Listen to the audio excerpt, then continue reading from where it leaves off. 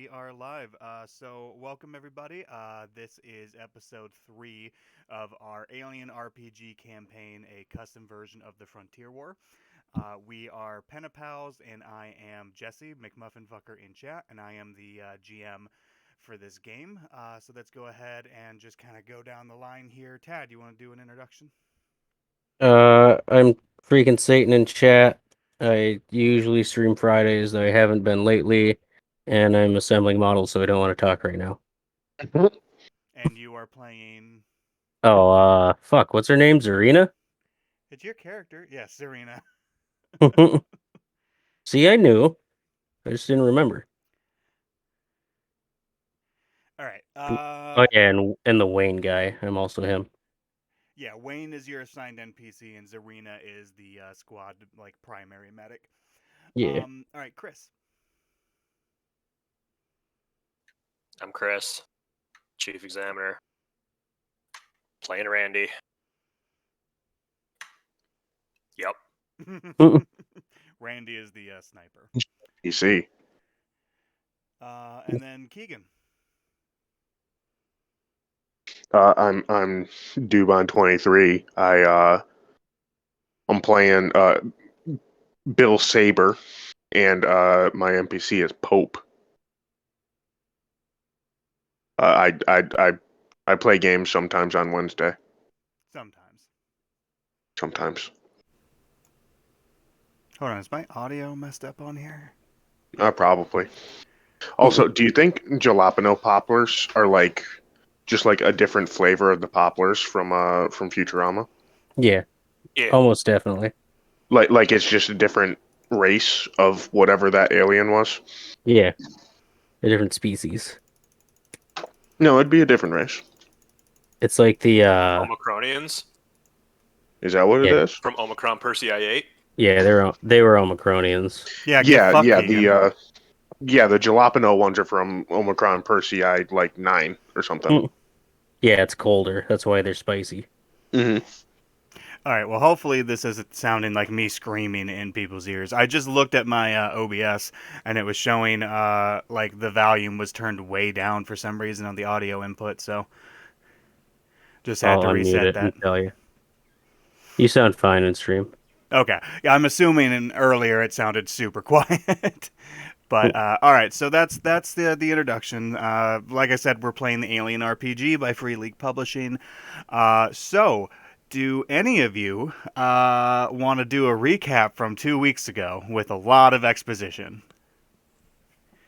I'm bad at those. Keegan, you take this. I don't like I remember exposition. nothing. Do you want me to do the recap? Yeah, we'll give you an inspiration. Oh, yeah, thank you. Jesus. All right, so where we left off 2 weeks ago, the Marine detachment from the 33rd Marine Assault Group was in the glory of the proletariat. When they came under assault from a UPP assault group. They had a good defensible location and were able to kind of hold them off for a little bit, and I believe it was Keegan and Tad that went inside. Yeah. To activate the sensor relay to get to get the ship to come down. You guys also dealt with one of the people inside the hypersleep tube who had a chest burster just burst out, but you guys managed to pop that thing pretty quick. Yes, they do. And then the other drop ship from the USS Tam by Tam came down and kind of helped wipe out some of the UPP guys and got you guys and took off. Carvalho and Yazi were killed in action, and the 6 of you, after entering hypersleep for a little bit, had a meeting with General Vaughn. I think you're forgetting someone who was killed in action there. Oh, that's right. Yep, that's sure right. Or Trevor. That's right. Trevor was killed in action. I forgot about that. You rolled very poorly on your critical injury. Yeah, I did. I can't believe you forgot, Jesse. He was an important member of the team. He was. He killed good. I mean, he did kill the chest burster. Yeah, He was your guys' smart gunner, right? Yes. Yep. Yeah, he was a smart gunner. Okay. There's a lot of characters, man. Mm. So the five of you were woken up along with a sixth member, Zarina. And you guys had a meeting, debrief meeting with General Vaughn. There was also Mr. Gannon, and then two other individuals along with her kind of working Joe synthetic. So you guys had that meeting with Vaughn, very high-ranking general with the UA. She explained to you guys that the same sort of border bombing that took place on Arearchus took place over a few different frontier worlds, and that they had suspicion that the UPP may be developing bioweapons. They had word about a UPP program called the Dark Star program that they believe is part of that. The Glory of the Proletariat had attacked a UA ship that was under the command of Colonel Myers from Arearchus, who had a unsanctioned research project called Project Life Force that was trying to weaponize xenomorphs. The Glory of the Proletariat transported some of the cargo, and an unknown UPP ship transported the rest of it. So the UA knows that, or at least Vaughn knows that the UPP has xenomorph samples. She reassigned the six of you as a Spec Op team's codenamed Blackguard, and gave you the USS Almayer, a modified Corvus ship that used to be a pirate vessel. You guys were instructed to go dark and given a secure bank account and black market contacts to acquire any equipment or ammo as needed.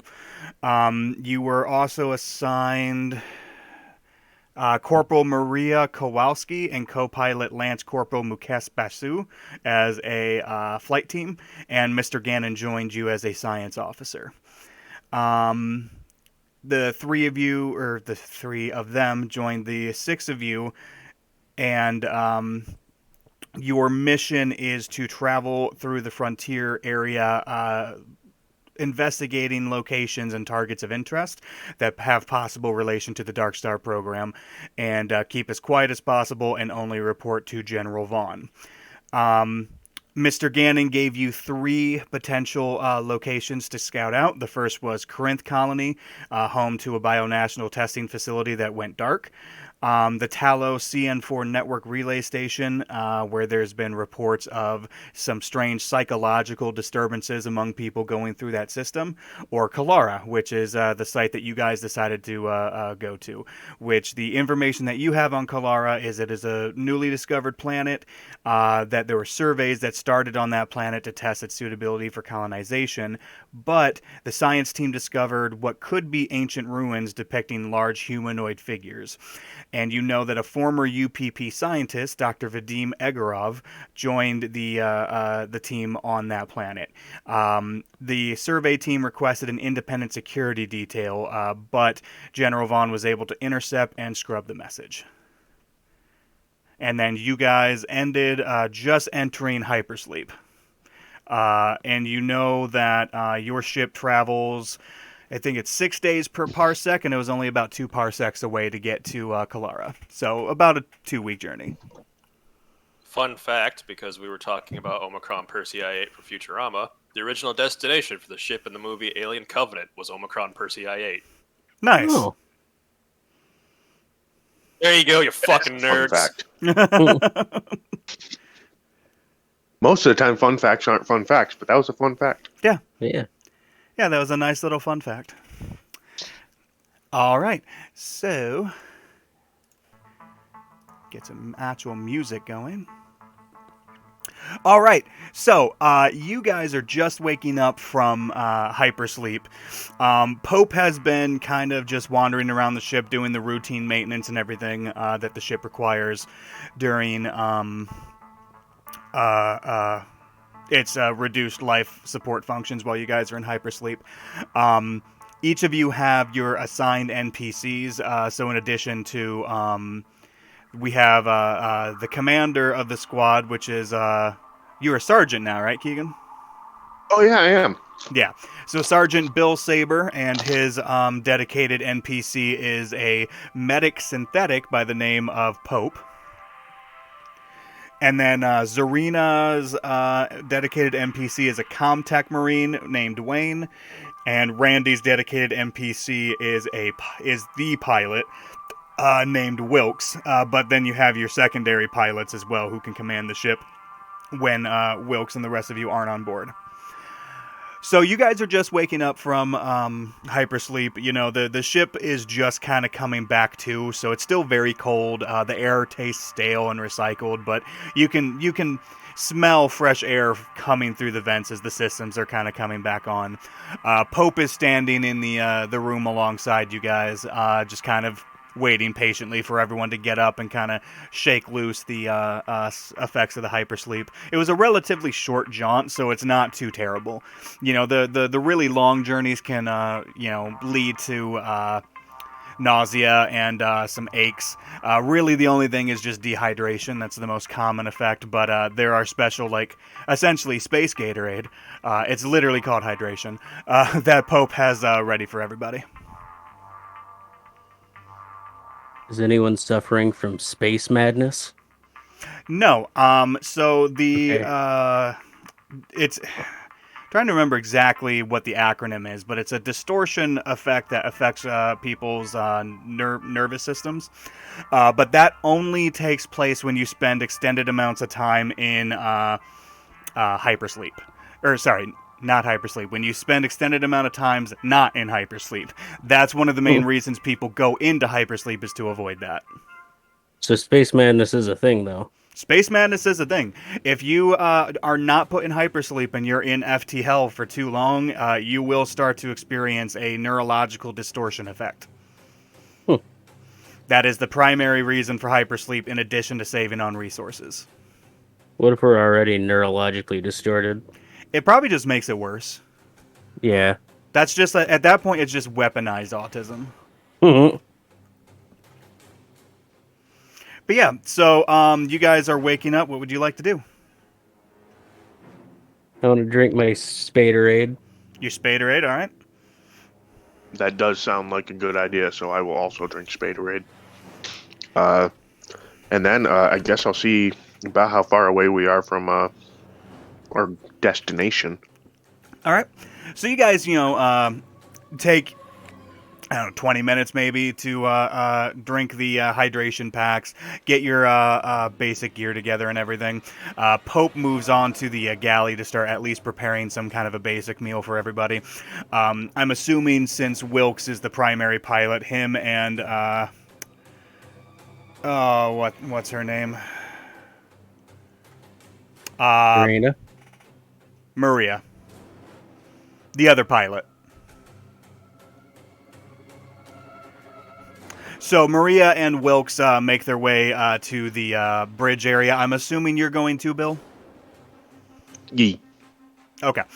Is anybody else joining? Yeah, I'll go. Okay. All right. So most of you make your way to the bridge. So, the thing about... Oh, hold on. That's not the right one. Here we go. Cockpit. So, fun thing about space, it all looks pretty much the fucking same until you spend a long time looking at it. So you're floating in space. But, you can see off in the distance a bluish-gray planet. Based on current trajectory, you're probably about a hour away. Okay, that's much sooner than I thought. All right. I guess everyone... I will order everyone to start gearing up. Okay. So Wayne, who is your Comtech specialist, he calls over to you and he's just like, hey, boss, I'm picking up a drive signature of a ship. I mean, we're on one, so I would hope so. The hardest eye roll. A different ship, sir. I figured. Where are we seeing that? So he kind of brings up like a little like shitty looking like radar map thing, and he says it looks like there's a ship leaving the system, but based on its trajectory pattern, it looks like it was coming from probably the orbit around Colara.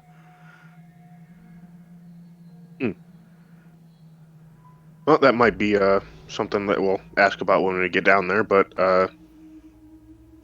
at the moment, I don't see it being incredibly important.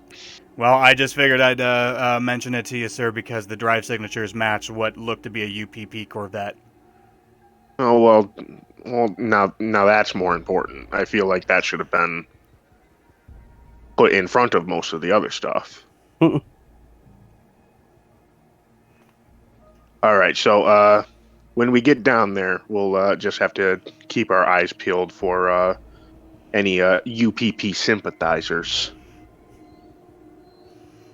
Well, one thing to keep in mind, something that you guys would know about this particular area, so I don't have a name for this system. It's one of the many systems that are just classified by numbers and letters. This is part of neutral space, and do remember that the UPP and the UA are not officially at war yet. They're just engaging in little frontier skirmishes. So technically, this is... It's not... I don't want to say it's not unusual to see a UPP ship, but it's not, like... terrible, if that makes sense. Okay. Like, this isn't a war zone. No, I still don't like them, so... I mean, that's understandable. That's understandable, but... Alright, so are you guys just continuing to head to Colara? Yeah. Alright. Our ship has like guns, right? Yeah. Mm-hmm. Okay. Yeah, you've got guns and some missiles. They're disguised pretty well on the Corvus, because like I said, this used to be a pirate vessel that the UA captured. So it's not easily recognizable unless you take like a good hard look at the ship. But you do have weapons. Normally a Corvus wouldn't.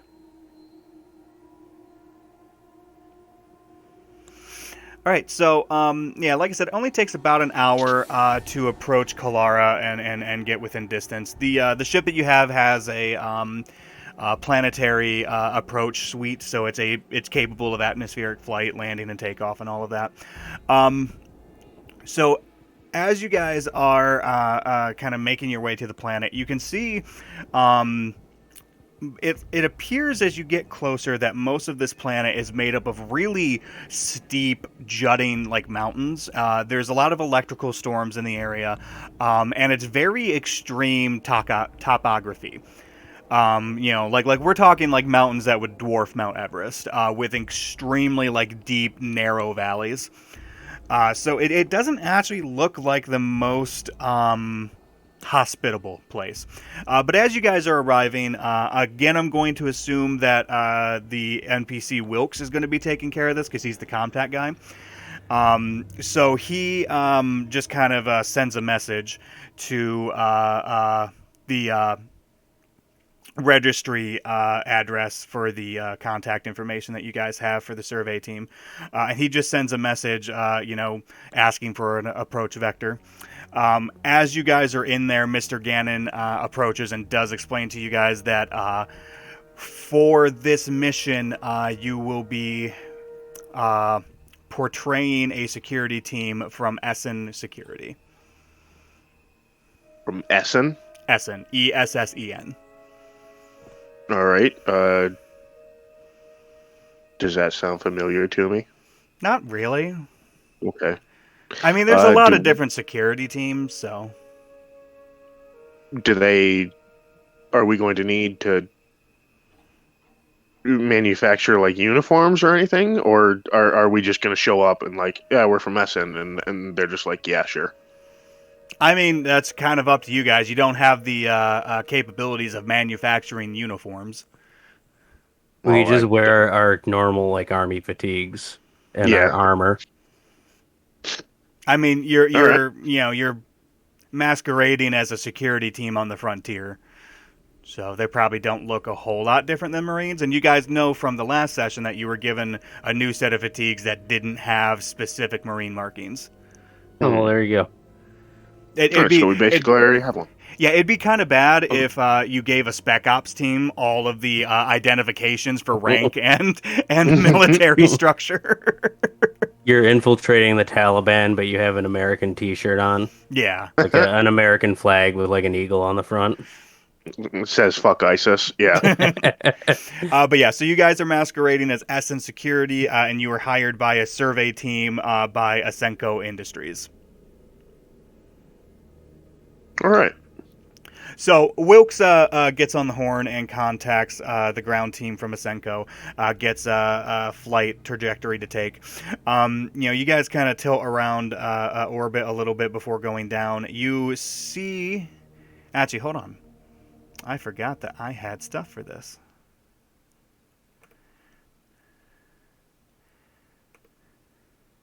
Let's see if this will show up on that screen. Not very well, but... Click it so Hey, like, look at that. GM notes only visible to GM. Nice. Mhm. Hush. But so anyway, so yeah, that's essentially what the planet looks like these really big jutting mountains, and a lot of it looks pretty cold. There's, like I said, there's electrical storms and whatnot. But as you guys are kind of making your way to the site, you do see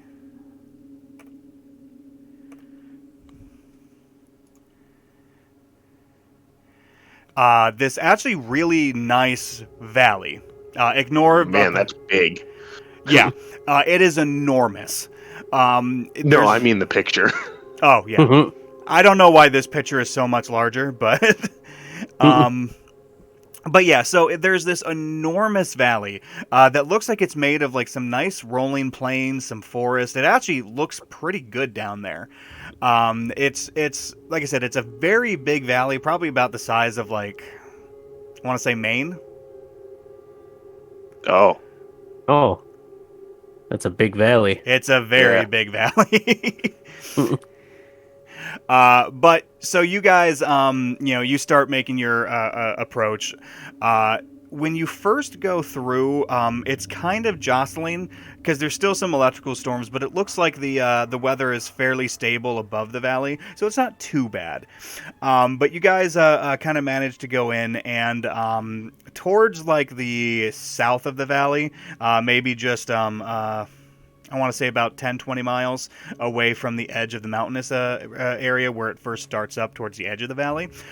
You guys can just make out a very small camp that's sending a beacon to your ship. And the survey camp that you're approaching, this is kind of a shitty picture, but it was the best representation I could find.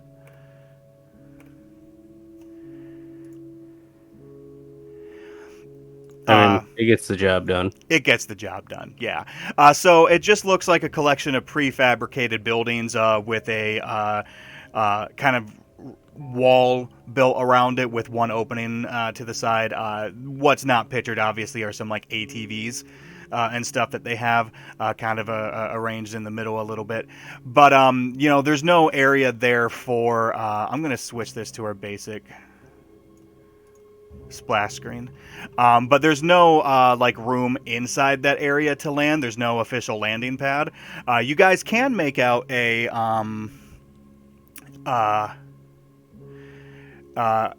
bison. That's what it's called. You guys can make out a bison. It's the ship model of the Nostromo. You guys. Okay, I thought you meant bison like the animal. I was really confused. No, sorry, the ship classification. It's like an M something bison, but it's the same ship as the Nostromo. So it's actually a little bit bigger than your ship that is parked a little bit outside of that area. And then, I mean, the base is or the camp is kind of built along this area of plains, so there's plenty of opportunity to land. Chris, since your NPC is Wilkes, who's the pilot, why don't you have Wilkes give a piloting check? Whatever we do, watch out for that M. Bison. Don't get hit by its Psycho Crusher. Yeah. Jesus Christ. And Listen, you said it. My first thought was that. yeah, my first thought was yes, yes.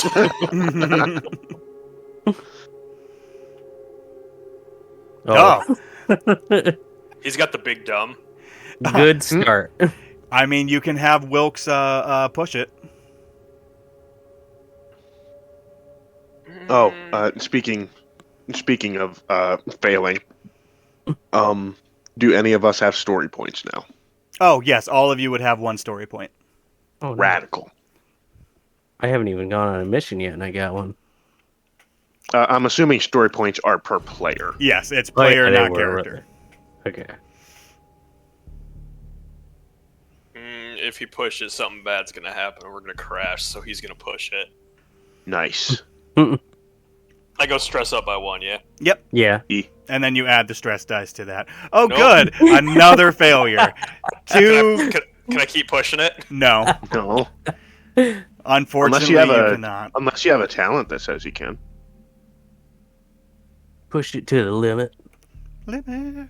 All right. Trying to think if he does. Oh, he does. Any skill based on agility can be pushed twice instead of once. There you go. I made you an effective pilot. Push again. I can't wait. I can't wait for all 3 to be failures. Oh. There we go. So success, crashing. but you did get a face hugger. So go ahead and give me a panic roll. 4. Okay. So Wilkes has some trouble, in this perfectly temperate region with nice rolling plains. For whatever reason, like maybe he's just too familiar with combat drops that going slow is difficult for him. Just like out of any tree, there's going to be a rocket. It's going to happen. So, he starts to veer a little bit too close to the camp. You can see a couple people start like waving their arms and then running away. But he manages to touch down and he manages to kind of like hold on to his composure and everything. So, you guys have officially landed on the planet. I will also give you a heads up while I have those little images that I'm showing you guys. There are no maps. This is like the one mission that you guys picked that wasn't based on an existing mission from the book. So I have no Good. maps.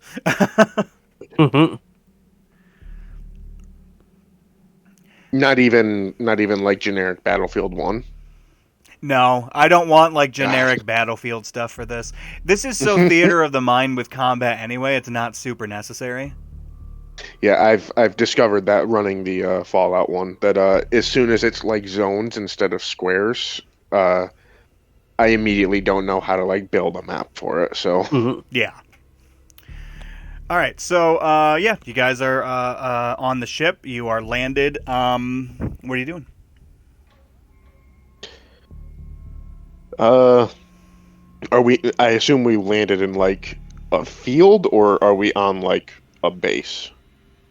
No. I shouldn't say that. Are we on like a tarmac? No, I said that there was no area for them to land, so you could just landing on the field. Okay. All right. Is anyone coming to greet us? I mean, there's a few people kind of looking outside, but nobody's walked up to the ship yet. Rude. I know, right? All right. Well, load up, Marines. Or are we Marines now? Technically, yes. Yeah, Okay. Just don't tell anyone. We're secret Marines. you're secret Marines.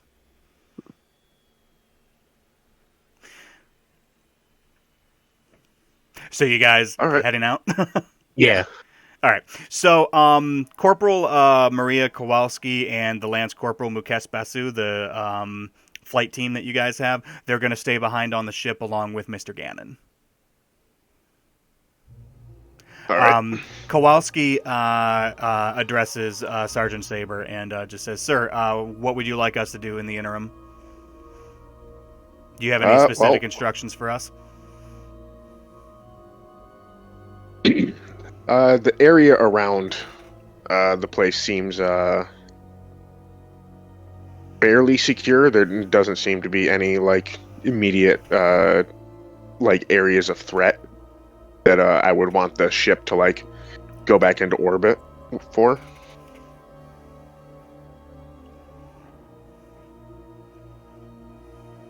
We could have it just circle the area like an AC-130. Oh yeah, yeah, sounds cool. I assume it's ship-to-ship guns would do a mess with something on the ground. I'll have them stay grounded for now. Yeah, but once we get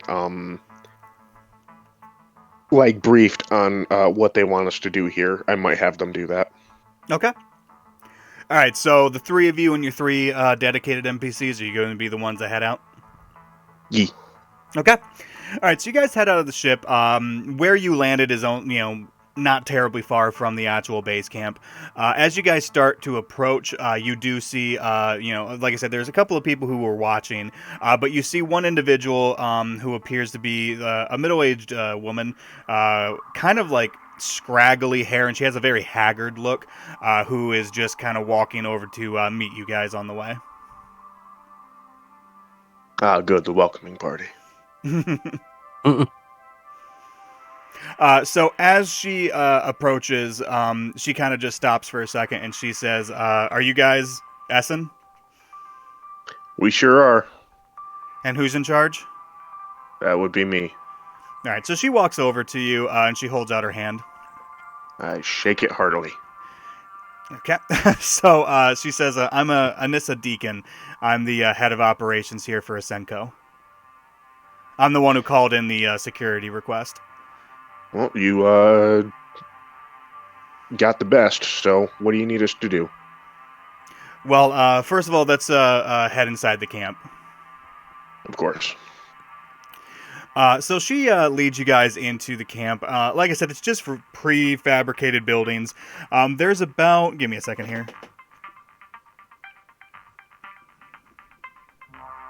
There's about, I want to say 15, 16 people here. Okay. So she kind of leads you into one of the larger prefabricated buildings. When you guys go inside, it looks like it's a combination lab, and then there's a couple of very small, like little offices. There's a big enough office for Anissa and two of you. The rest of you would have to wait outside. All right. Who is my next in command? Obviously, we don't have like air quotes ranks right now, but Technically, I'm a doctor, so I should have an office, I would think. technically, the next highest rank is Randy. all right. A ghillie suit. Let's go. Oh God, yeah, you're still in your ghillie suit, aren't you? Of course he is. All right. So she just kind of motions for you guys to sit down. She kind of takes a seat behind the little cramped desk. And she says, so yeah, thank you for coming. Like I said, I'm the head of operations here. Asenko sent us as a survey team to this planet about 3 months ago. Colara has been, charted on the maps for a while, but it was deemed unsuited for colonization, and it didn't seem to have any natural resources. But not too long ago, a probe that went by discovered this valley, and from what we could tell from the probe sensors, this valley seemed a pretty suitable location.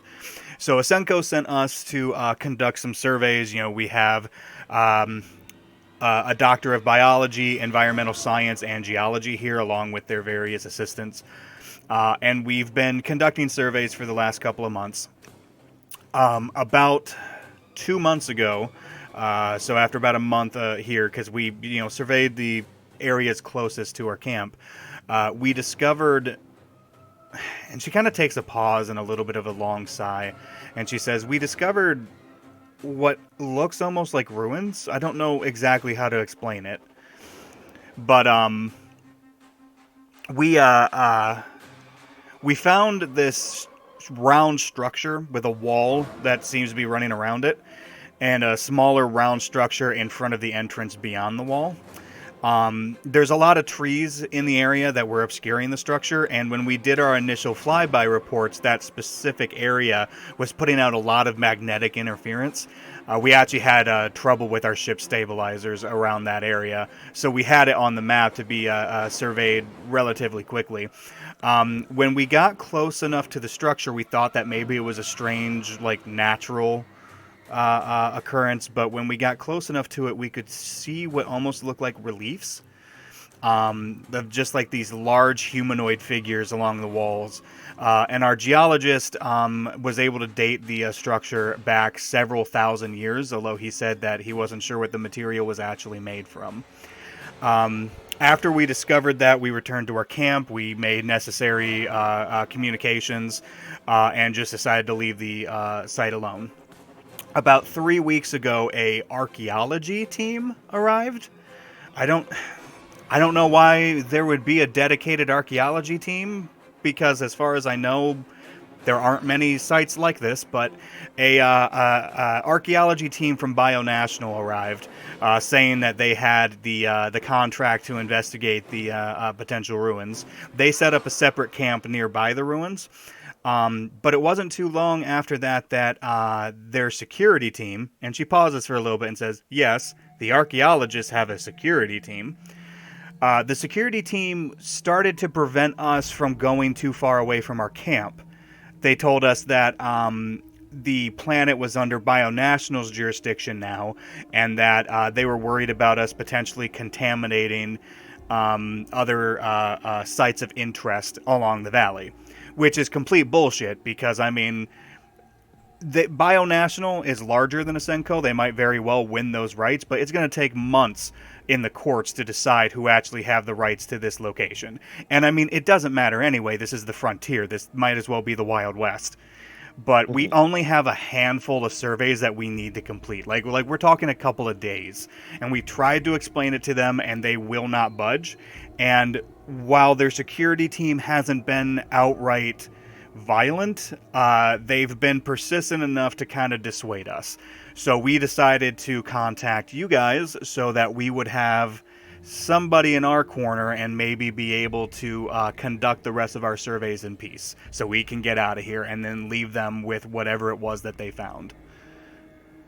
Okay, so essentially you just need bodyguards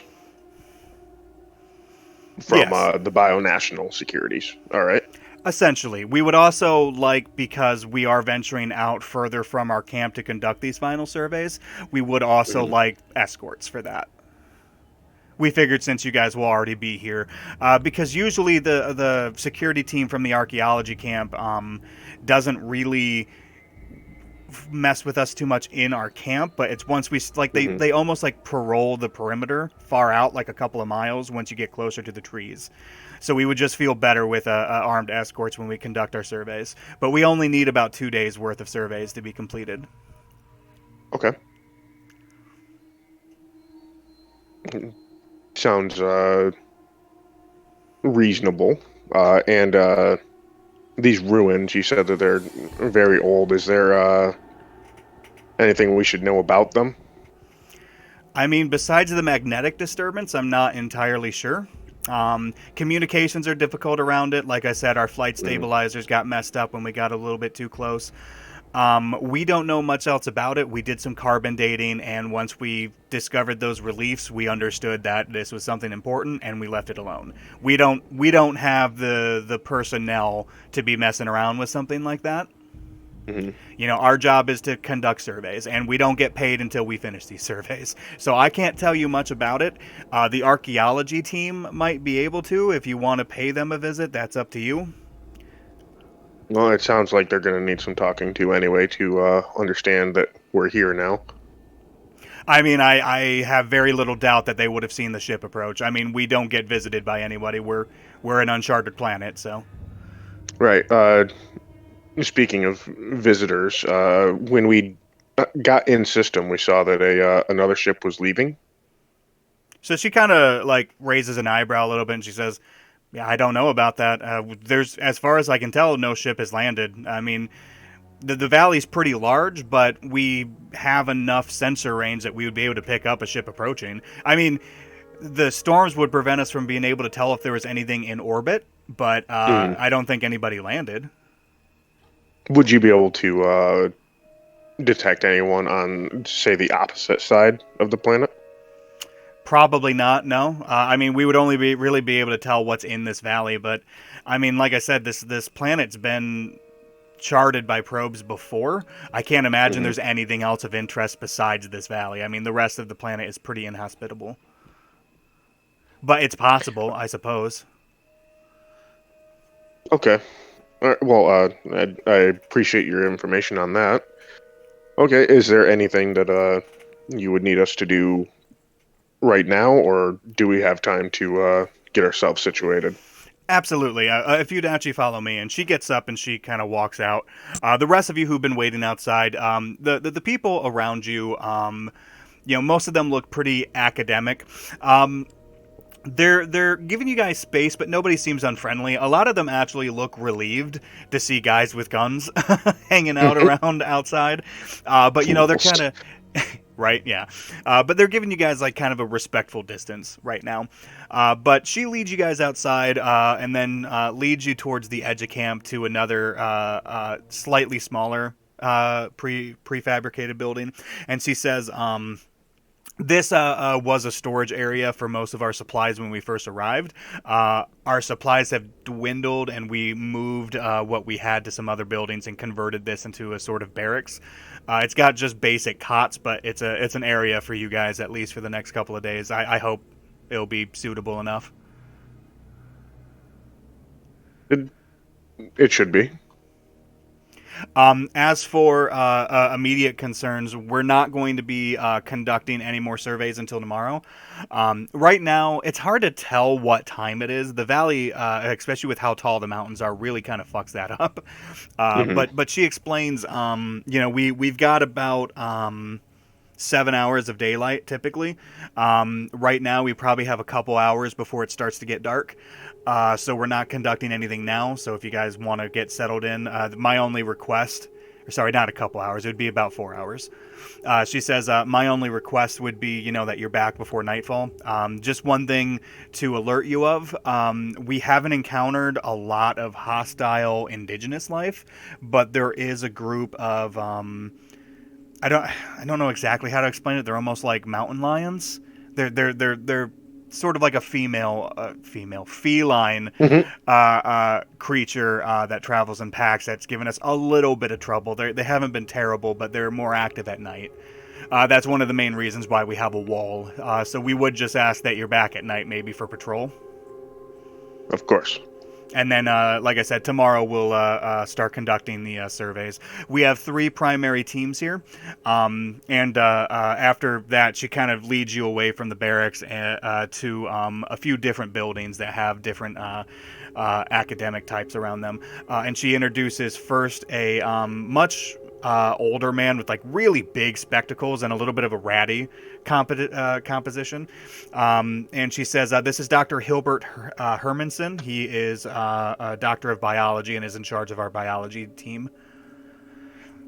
It's nice to meet you. And then she introduces a woman about the same age as her, but she has her hair kind of pulled back into a tight ponytail, jet black hair, and a kind of a stern face. And she says, this is Dr. Helen Vang. She is the head of our environmental science team. And then she introduces another man. This one much larger, like he's decently built. He's a little bit younger, probably like early 30s. Short blonde hair, and honestly seems very kind of jovial and friendly. And she says, this is Dr. Marcus Niftrick. He is the head of our geology team. Niftrick, all right. Yep, Niftrick. But they all, like shake your hands and everything. And she says, so when we conduct our surveys, each team is going to be going separately. They each have their own thing that they need to do. So we'll just be asking for escorts for each team. Okay.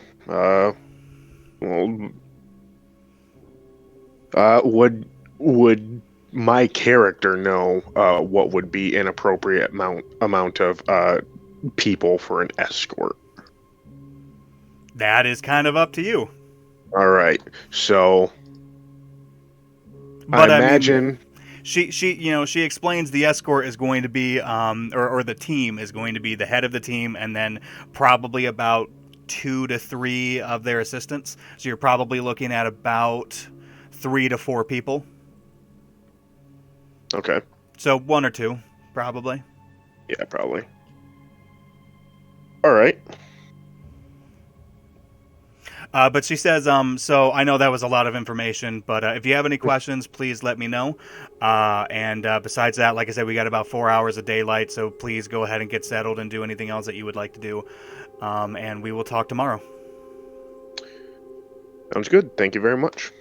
And she just kind of nods and makes her way back to that first building. So yeah, the 6 of you are kind of just in the middle of camp. Like I said, everyone's kind of giving you guys respectful space. And what would you like to do? Well, I said get set up. I don't really know what to do about getting set up. Uh, Well, I mean, it's a good opportunity to probably talk everything through with the team. yeah. All right, guys. What do you think? Good talk. So,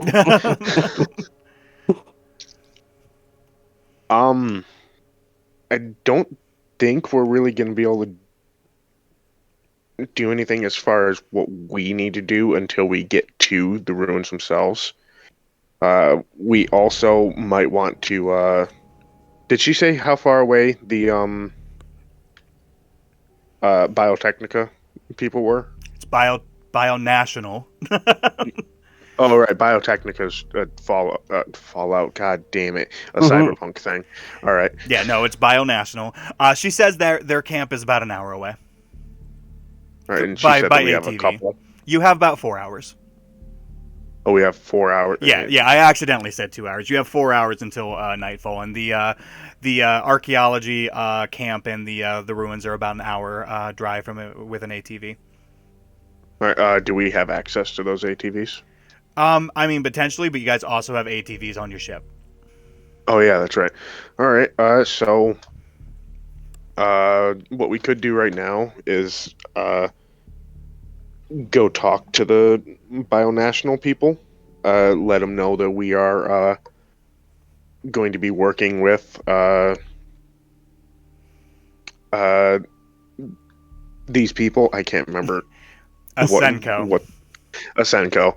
Let them know that we're working with them, and just give them the professional courtesy, of letting them know that they can't just push them around anymore.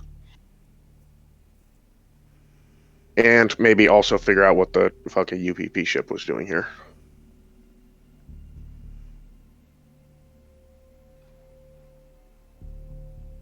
So we're gonna go to the other base in force as like a intimidation thing, or I wouldn't call it intimidation, but we're gonna go over there, like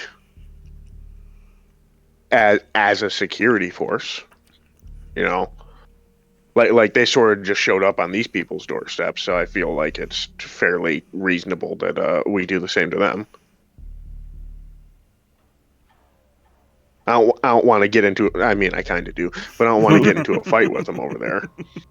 why don't we just have the ship shell them then? Maybe starting a fight instantaneously as soon as we get like on the planet is inadvisable. Just in my experience, being All right. in the military. I'm also in the military. I mean, technically, because you can't prove any ties to an enemy of the state, that would sort of be a war crime. A little bit.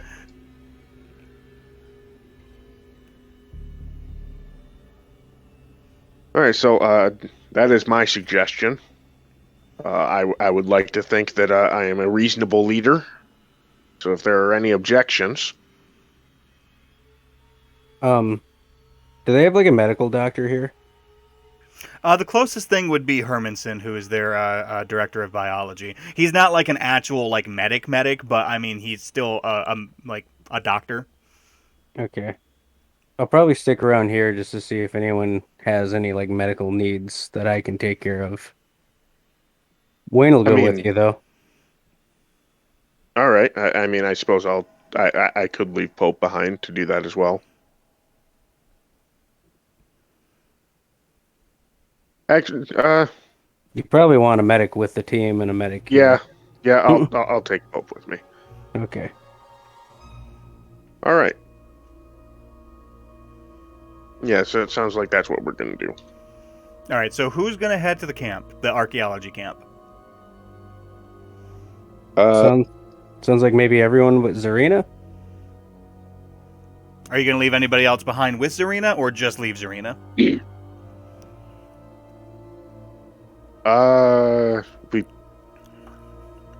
the Chris's NPC is just a pilot. Yeah, Wilkes.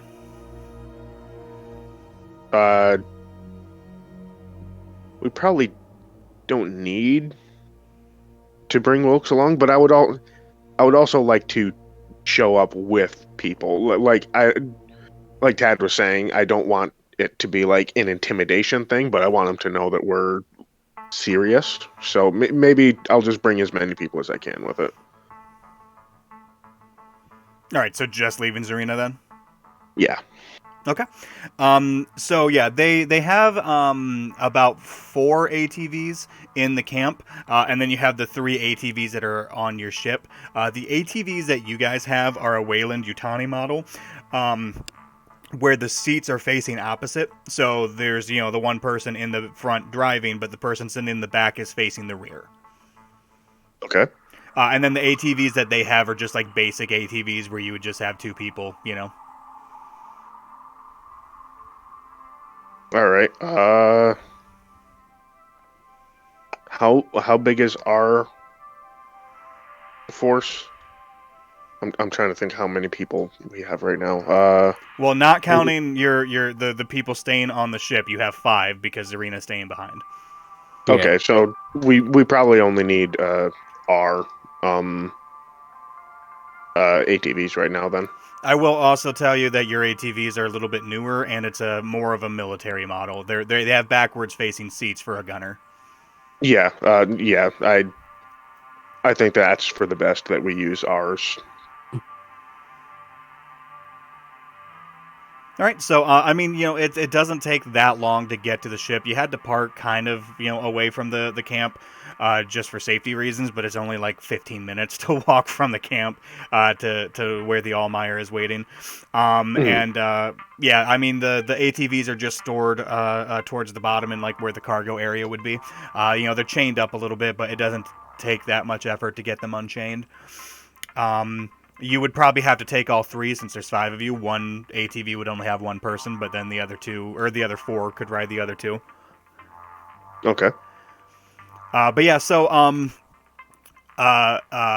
Anissa would have explained to you guys that on the north side of the camp, outside the outer wall, there's almost like what looks like a trail. It's like a natural trail. You can tell it's mainly from ATVs driving back and forth, and she explains that that's where, when they were first investigating the ruins, they went back and forth several times. And the archaeology team and their security team have been to the camp a couple of times, so there's more or less a path to follow. Mm-hmm. That's pretty straightforward. But so you guys start heading off to that camp, and I'll go ahead and pause on you guys and just start with Tad first then, since he's staying behind. Oh man, you're gonna die. Yeah, probably. All right, so Zarina. You see the rest of your squad kind of pile into the ATVs and start taking off to the north to head to the side of the ruins. So what are you doing?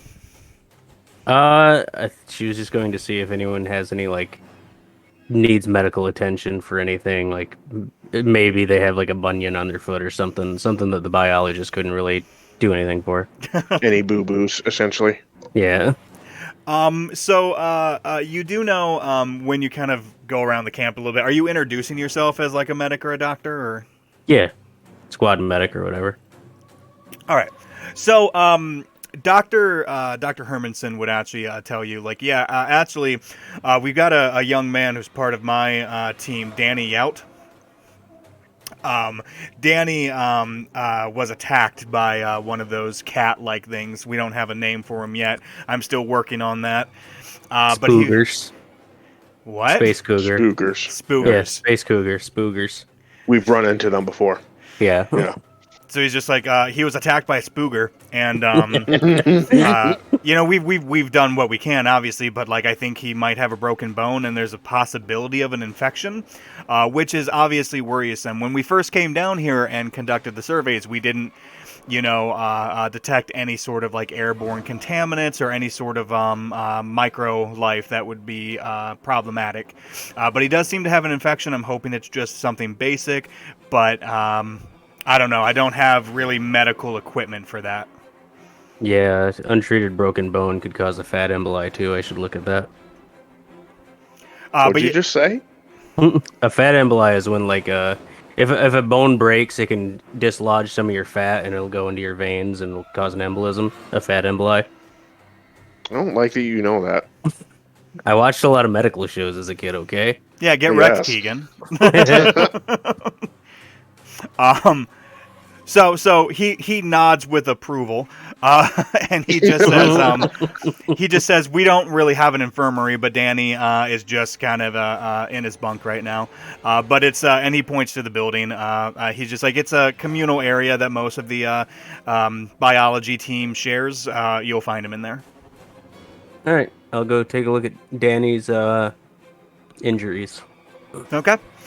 So, you make your way over there. When you go inside, it's very barren, similar to the barracks that you guys have, but this one, the cots are slightly nicer, and it looks more lived in. There's stuff's kind of strewn about. You can tell people have stayed in here, where the barracks were just set up for you guys recently.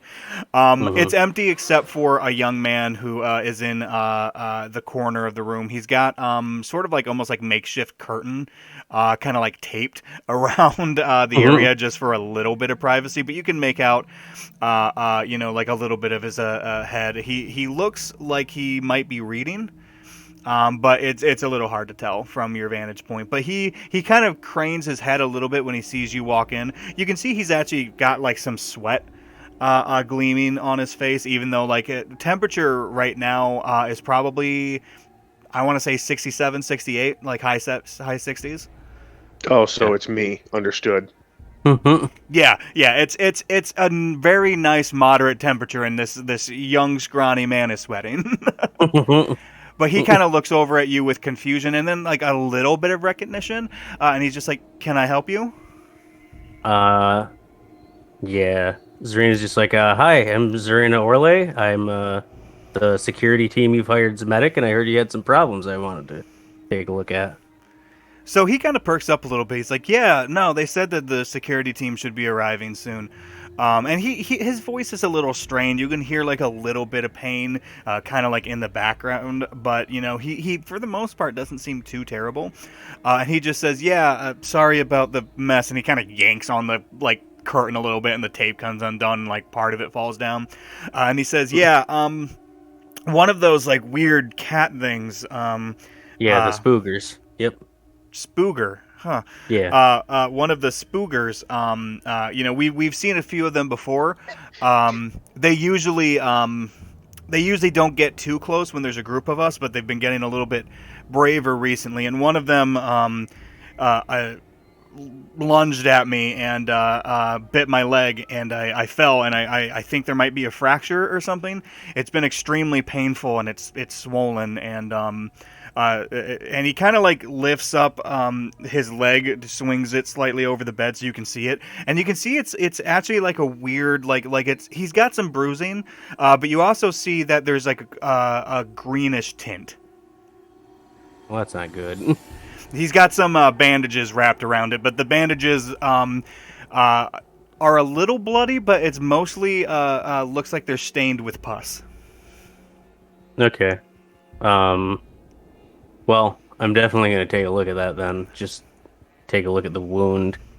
And while I'm like unwrapping the wound, I'm just going to ask him a lot of like general questions, like, can you put weight on it? And Are you sexually active? Oh, he fucks. So when you're asking him those questions, basic descriptions that he's given you, he can't really put weight on it, although it feels better than it did a couple of days ago. But about 24 hours ago, he started getting a fever. and Dr. Hermanson said that there might be a little bit of an infection, and they gave him antibiotics, and he's been sleeping it off. But he said the pain has mostly subsided, but most of the pain seems to be like like sort of a dull throb radiating from like the bone area from the inside of his leg. But he's been feverish, and he's been having some palpitations. And he says, and you actually are able to tell this pretty quickly as you start unwrapping it, there's a little bit of a smell, but it's a strange, almost citrus smell. Citrus. So not like almonds. No, not like almonds. Well, it's probably not gangrene then. I'll just roll a medical aid, I guess, to take a look at this wound real good. Yeah, go ahead. Wow, really? Jesus, okay. You roll a lot of dice and you failed. I feel like I should push that. I mean, go for it. You have the ability to push. Yeah, I'm gonna push that. There we go. Nice. So one face hugger. Go ahead and give me the panic roll first. Okay, so that's this. 2. Okay. So you unwrap the bandages and you start taking a look, and you get slightly stressed out. You're able to maintain your composure, but you get slightly stressed out taking a look because it's got like that strange tinge to it, and there's a lot of pus. There's a lot of signs that would be similar to gangrene, but you can tell it's not what this is. You can see that some of the tissue almost looks necrotic, like around the puncture wounds that from the bite. But it also looks like it's healing very well.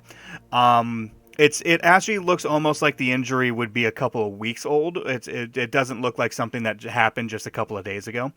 But the area is definitely swollen because he got bitten on the lower part of his leg underneath the knee.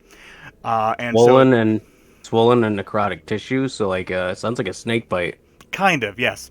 Very similar to a snake bite. But it doesn't really look like he's been exposed to venom that you can tell. I mean, especially if it happened 3 days ago.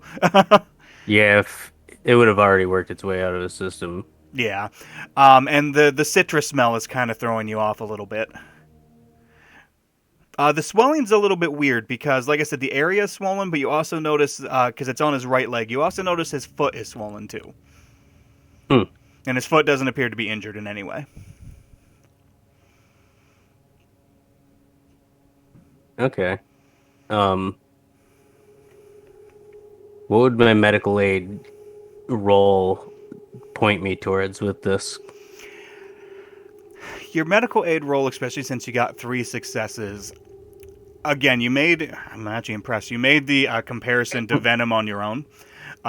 So you can tell like it's very similar to that, but you're not entirely sure because again, it doesn't look like he's not dealing with anaphylactic shock or anything like that. No. It seems like an infection, but the injury suggests venom.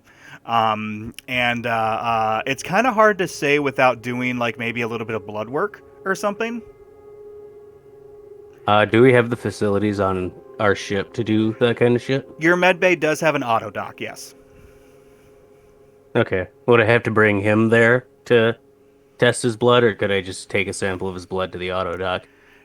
I mean, you would have medical supplies on you. You could take a sample of his blood, but you could also take him there if you wanted to run like more of a full diagnostic, or you could just do both depending on the results of the blood test. But you can absolutely do a blood test without taking him there.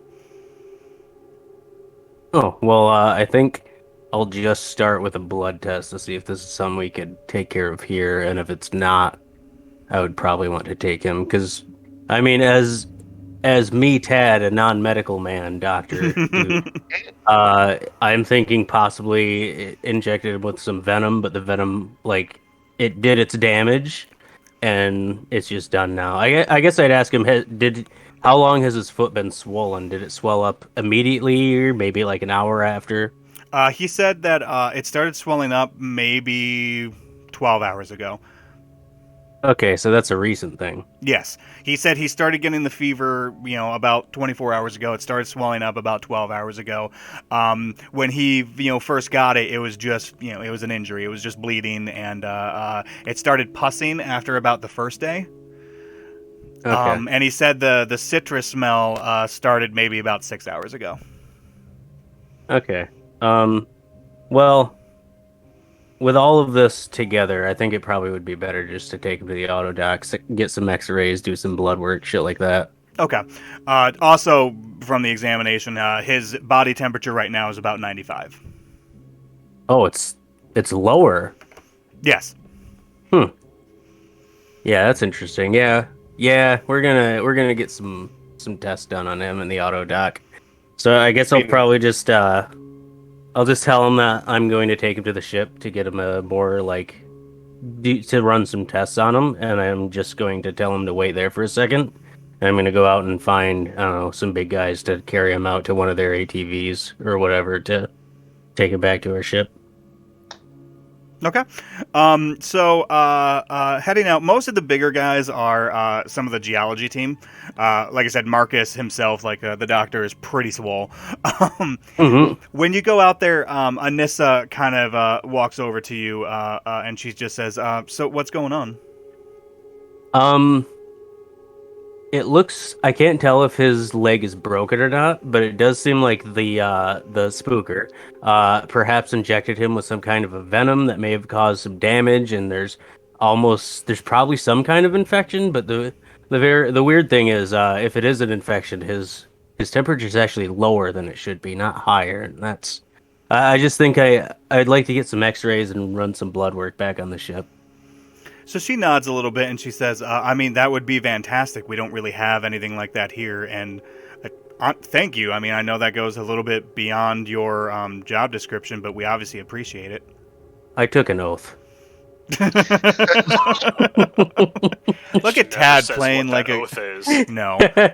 Look at Tad playing an actual like carrying character. But yeah, so Marcus and one of his guys, David, kind of like help grab him and put him on an ATV. They just kind of keep his leg elevated. On an ATV, it takes like 5 minutes to actually get to the ship. And then once you get to the ship, Kowalski and I have a really hard time remembering her co-pilot's name. Basu come down and kind of help you get him on board the ship and to the med bay into the auto dock. And you can take samples and start doing the diagnostics, but it's going to take you probably a couple hours. Yeah, well, that's what Zarina's doing, so I guess we could skip over to the other team. Sounds good. All right, so for the rest of you, the other 5, which actually works because I guess you're with them still. Yeah. Because now you're just playing Wayne. All right, so you guys are making your way down this path towards the area of the ruins. Excuse me. Again, it's really fucking nice out. Like, it's upper 60s. There's a very light, gentle breeze.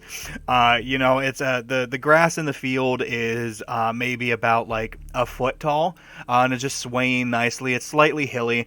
It's a very nice sort of environment. It's sort of like dotted forests throughout.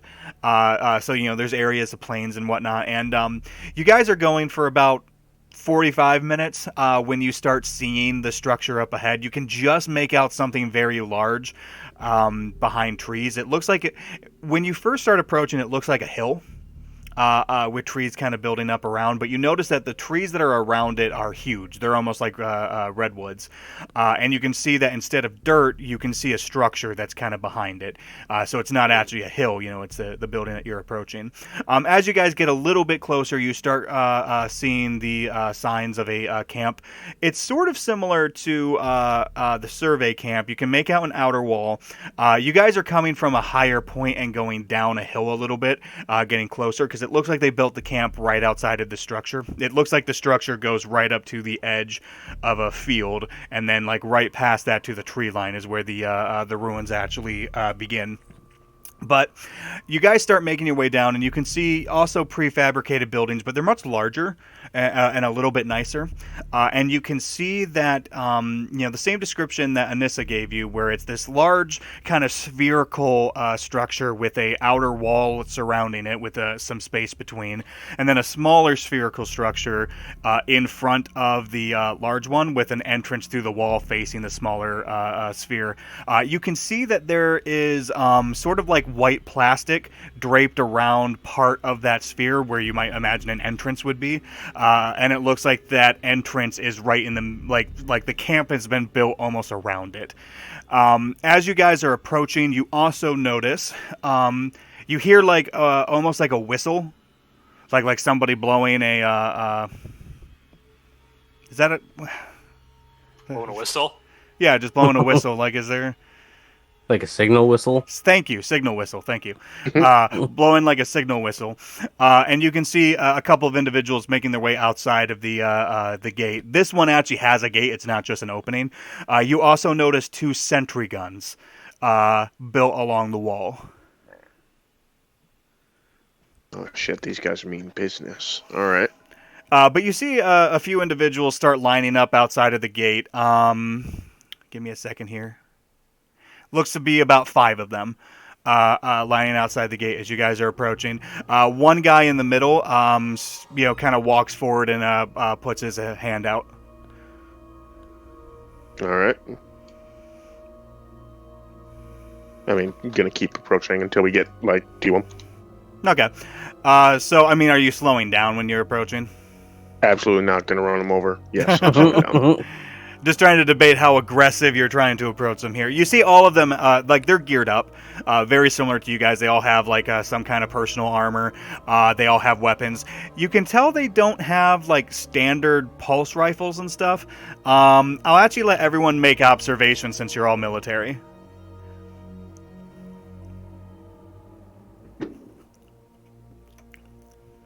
Nice. Oh, I gotta look over Wayne now. Yeah, I was gonna say, do we roll for both of our? No, people? just roll for your primary. Okay. Just roll for your primary unless your only character in the group is an NPC like his. So Chris got 1, Wayne got 3, and Bill Saber got none. All right. So for Sentry Randy, guns are really cool. Randy, you notice that the weapons that they have, they're military grade, absolutely, but they don't really look standard for some of the areas that you've been in. They don't they're definitely not civilian models. Obviously, a lot of security teams have contacts, but they don't look like your standard UA affair.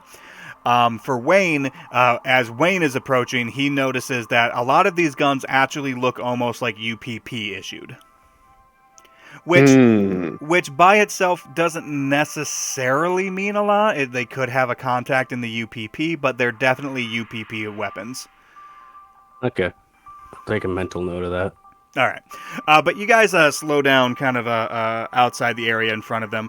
The one guy who's got his hand up, he is very stern-looking gentleman in his mid-30s. He appears to be Japanese.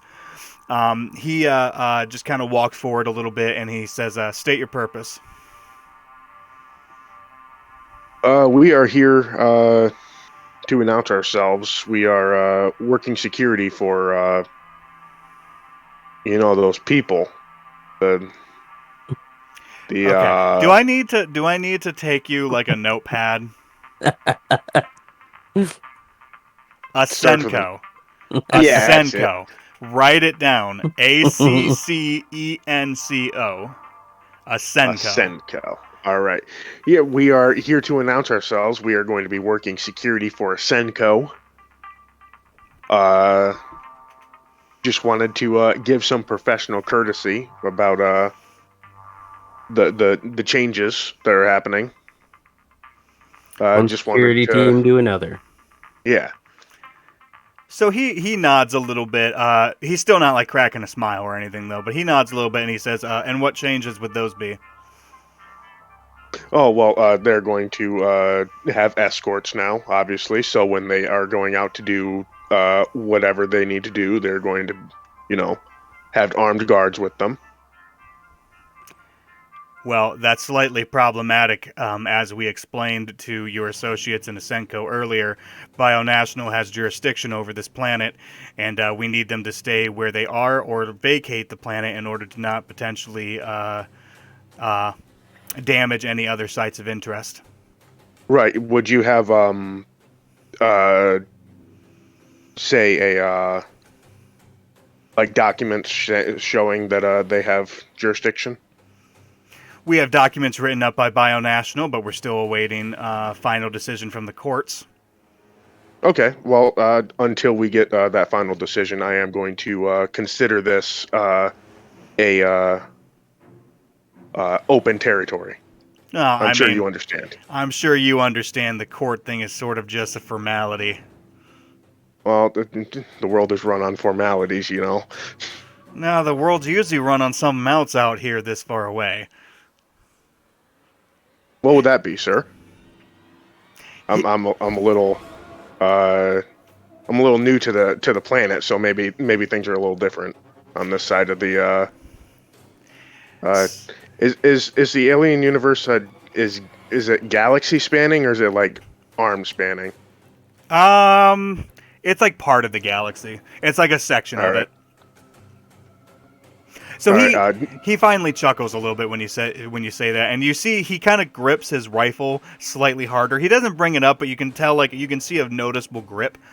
And he just says, "I'm just saying we have a vested interest in here, and paperwork aside, there's a certain status quo that we have to maintain. I'm sure yeah. you understand." Oh, of course, and that's why I'm coming. That's why we are coming over to, just introduce ourselves, make it known that there are other parties that have interests in the area. I understand. So I guess what this is going to come down to is, what is your plan once you start to head out? Because we currently have the area on lockdown. So, you'll probably come up with one of our patrols, and we will have to ask you to return to your camp. I mean, if you'd like to guard their camp, I'm sure that's a perfectly reasonable thing. But we're going to have to ask you not to leave the area. We're going to be guarding them, you see. So if they were to go somewhere, then we would have to guard them. It's part of the job, you see. Right, yes, and part of our job is to make sure nobody ventures too far out into sensitive areas. Oh, what makes it so sensitive? He kind of turns slightly to look behind him at the giant structure, and he turns back and looks at you, and he's just like, I mean, we found something pretty significant here, and who knows if there's more of these out in the valley. We don't want anybody not qualified destroying potential archaeological evidence. Oh, I was just talking with all of them, and they seem to be extraordinarily qualified. I don't think you'll have any issues on that front. So he starts to look a little annoyed at this point. There's a little bit of tension, and you guys notice that the gate going into the camp kind of opens up a little bit, and you see an older gentleman, kind of like in a coat and crazy white hair, kind of walk out, and he just says, "Mr. Yoshiro, please, this isn't necessary." And the man you were talking to kind of like looks back a little bit, looks back at you, looks more annoyed but less at you. And he kind of just steps back a little bit with a sigh. And the man kind of approaches and passes by Yoshiro up to you and says, sorry about that. Our security team is very, very professional. You notice he has like a little bit of like a Russian accent. I just can't do Russian accents. And he holds out his hand and he says, I'm Dr. Vadim Egorov. I will heartily shake his hand. Oh, yeah, very nice, very nice. You said you're working with the survey team. I am. They are understandably having some troubles doing the job that they're supposed to do.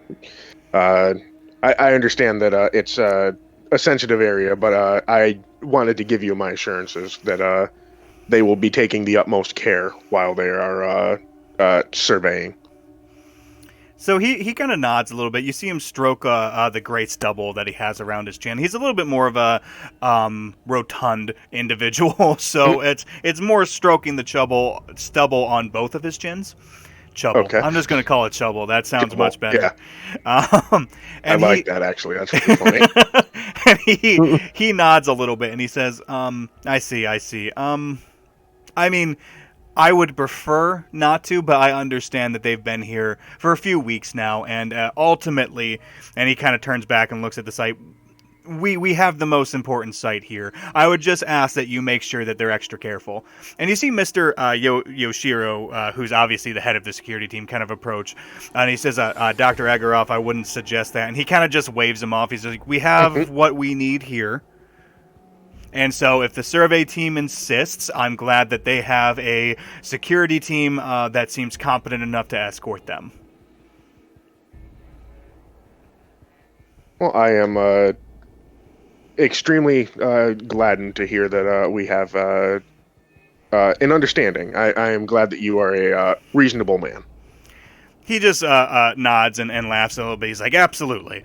I mean, I've been, he seems in a very happy mood. And he's just like, I don't see any reason why we can't just coexist, especially if there's just a few little things that they need right now. I'm sure it's no actual real harm. Of course. And I will say, in the spirit of coexisting, I wanted to give a small warning when we were discussing the people with AstraZeneca. Is that right? That's a drug. Yeah. Are you talking about a Senko? Yeah, Senko. I spelled it out for you. Write it down. You just gave the name of a fucking drug. I swear to God, you're going to say, like, fucking, yeah, we got hired by Aleve to come. Jesus Christ. AstraZeneca. I fucking hate you so much. We got hired by Zoroastrianism. All right, how do you spell it again? ACCENCO. A Senko. All right, a Senko. All right. When we were talking with the good folks over at Senko, we mentioned to them when we hopped into system, there was a ship that was leaving. They said that they didn't see anything on their sensors, so I just wanted to inform you there may have been an unidentified ship in the area. So he kind of shakes his head a little bit. He kind of has a look of concern, and he just says, "Oh, that's very unusual. I mean, as far as we know, there was no other ship that's come here besides ours. But we'll keep an eye out for that, I suppose. Everyone, give me a second here while I decide what I want you to roll. Everyone go ahead and just give me... We're going to say either manipulation or observation, whichever one you prefer. Oh, good. I'm so good at both of them. Man, I wish Pope was paying attention. Oh, boy. I'm gonna push that. All right, so 2 successes on Randy. Bill and Wayne failed, but Bill is pushing. Go ahead. Still right. failed. Well, yeah. All right, so Randy. I roll 3 dice normally, so whatever. Randy, so you see, like, as he's saying that, you know, like sounding concerned, you can see that his eyes don't have any look of surprise or anything to him. It best you can tell, it sounds like kind of like he's lying. Liar!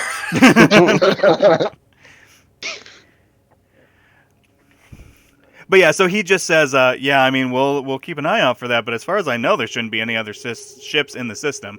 And he chuckles, I certainly hope we don't have any other jurisdiction issues. But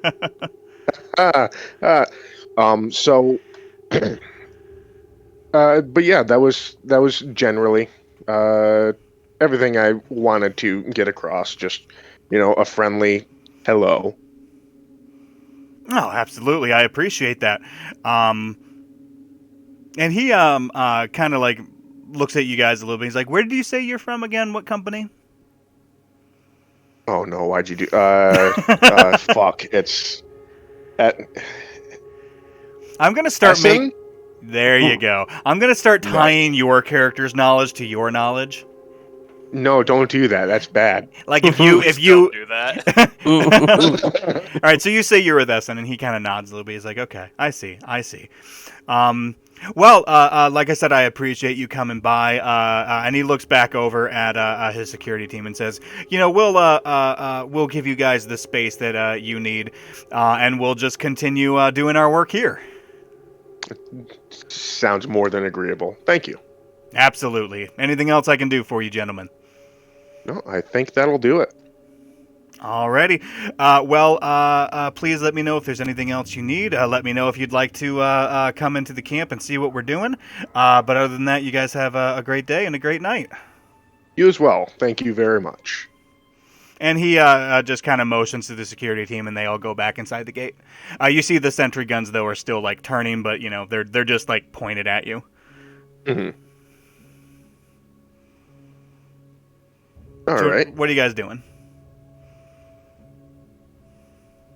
I feel like I made a good impression.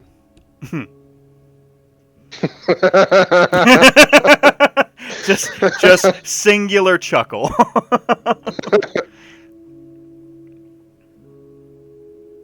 About what time is this? Is it? I imagine that that didn't take 4 hours. No, it would have taken you an hour to get there. That conversation lasted, like, realistically, like 5 or 10 minutes. And so now you have about 3 hours until nightfall. I'm not going to give you a time because that doesn't really match up on this planet. That's fair. All right. Well, I think our best bet right now is to head back to the base and like get familiar with the perimeter, because even though it's not our actual mission here, we should at least be able to do the mission. Oh yeah, he was a liar, by the way. Oh man, I wish I would have known that. Yeah. I would have pressed him more. I mean, I shouted it, but no one seemed to hear me. I'm assuming you guys are all sharing your information, like Wayne with the UPP weapons. Yeah. Yeah, me not catching that they were UPP weapons is the only reason I didn't comment on how nice the weapons were.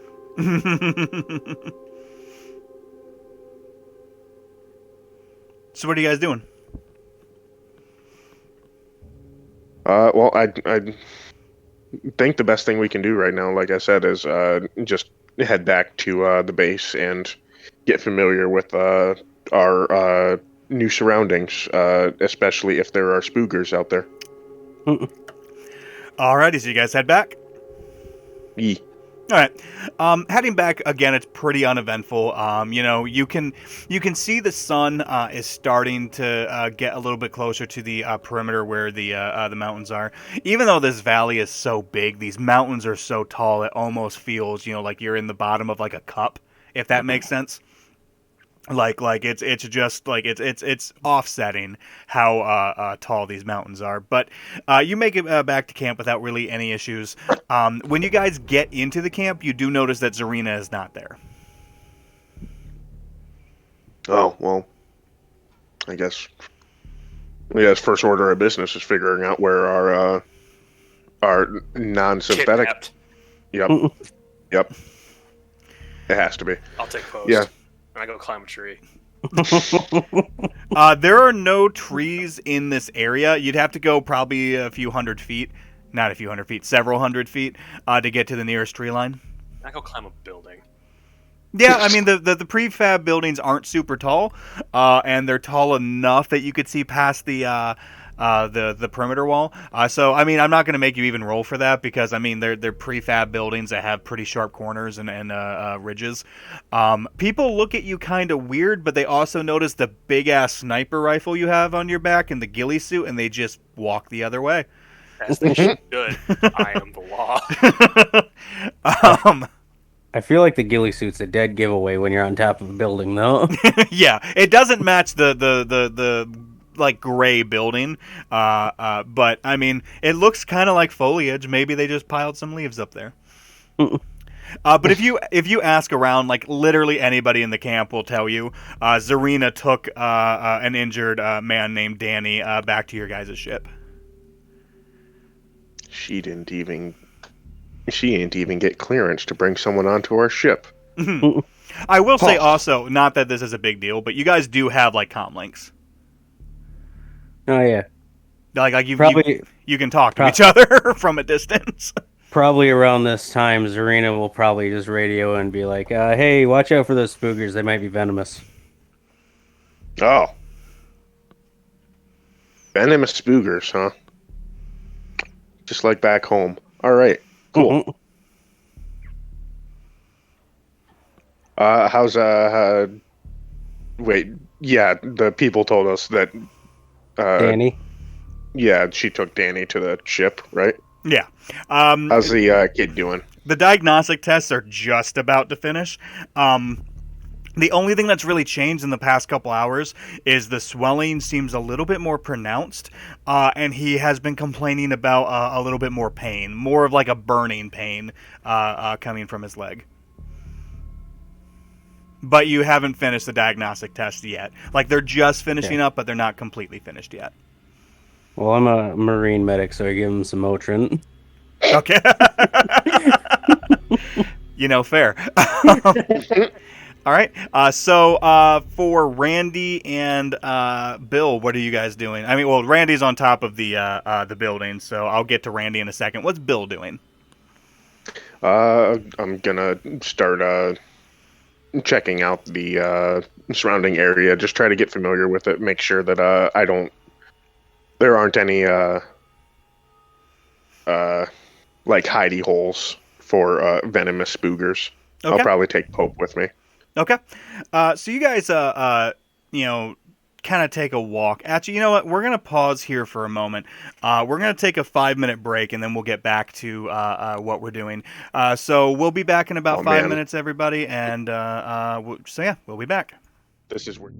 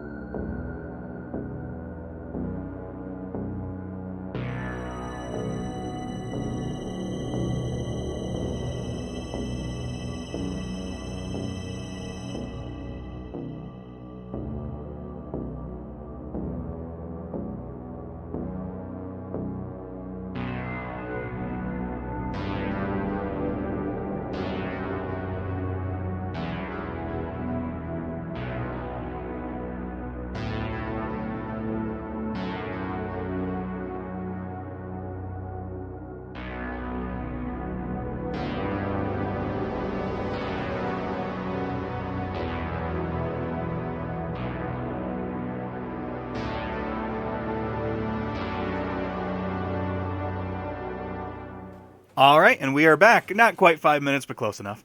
But all right, so let's go ahead and continue on with Tad. So Zarina, you Yeah. are currently in the med bay right now. You actually have Mr. Gannon with you. He's not a doctor. You have Mr. Gannon in there. He's kind of just hanging out. Not exactly hanging out. He's like trying to assist. Okay. Well, I gave him the Motrin because that's an anti-inflammatory. So Yeah. So after you give him that, and it kind of quiets him down a little bit.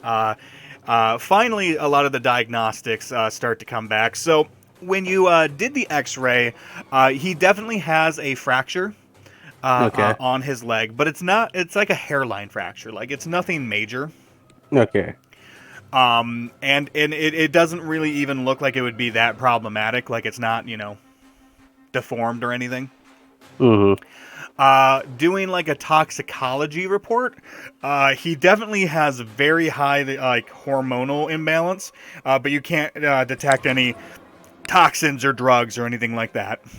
You just know that a lot of his hormone levels are completely out of whack. Huh. Doing some blood work, however, you do detect signs of sepsis. Okay. That's not good. But what's unusual about it, kind of looking more at the infection, it looks almost fungal. Huh. That's weird. Yeah, that is weird. So it's like a fungal infection, perhaps? Make me a medical roll. Okay.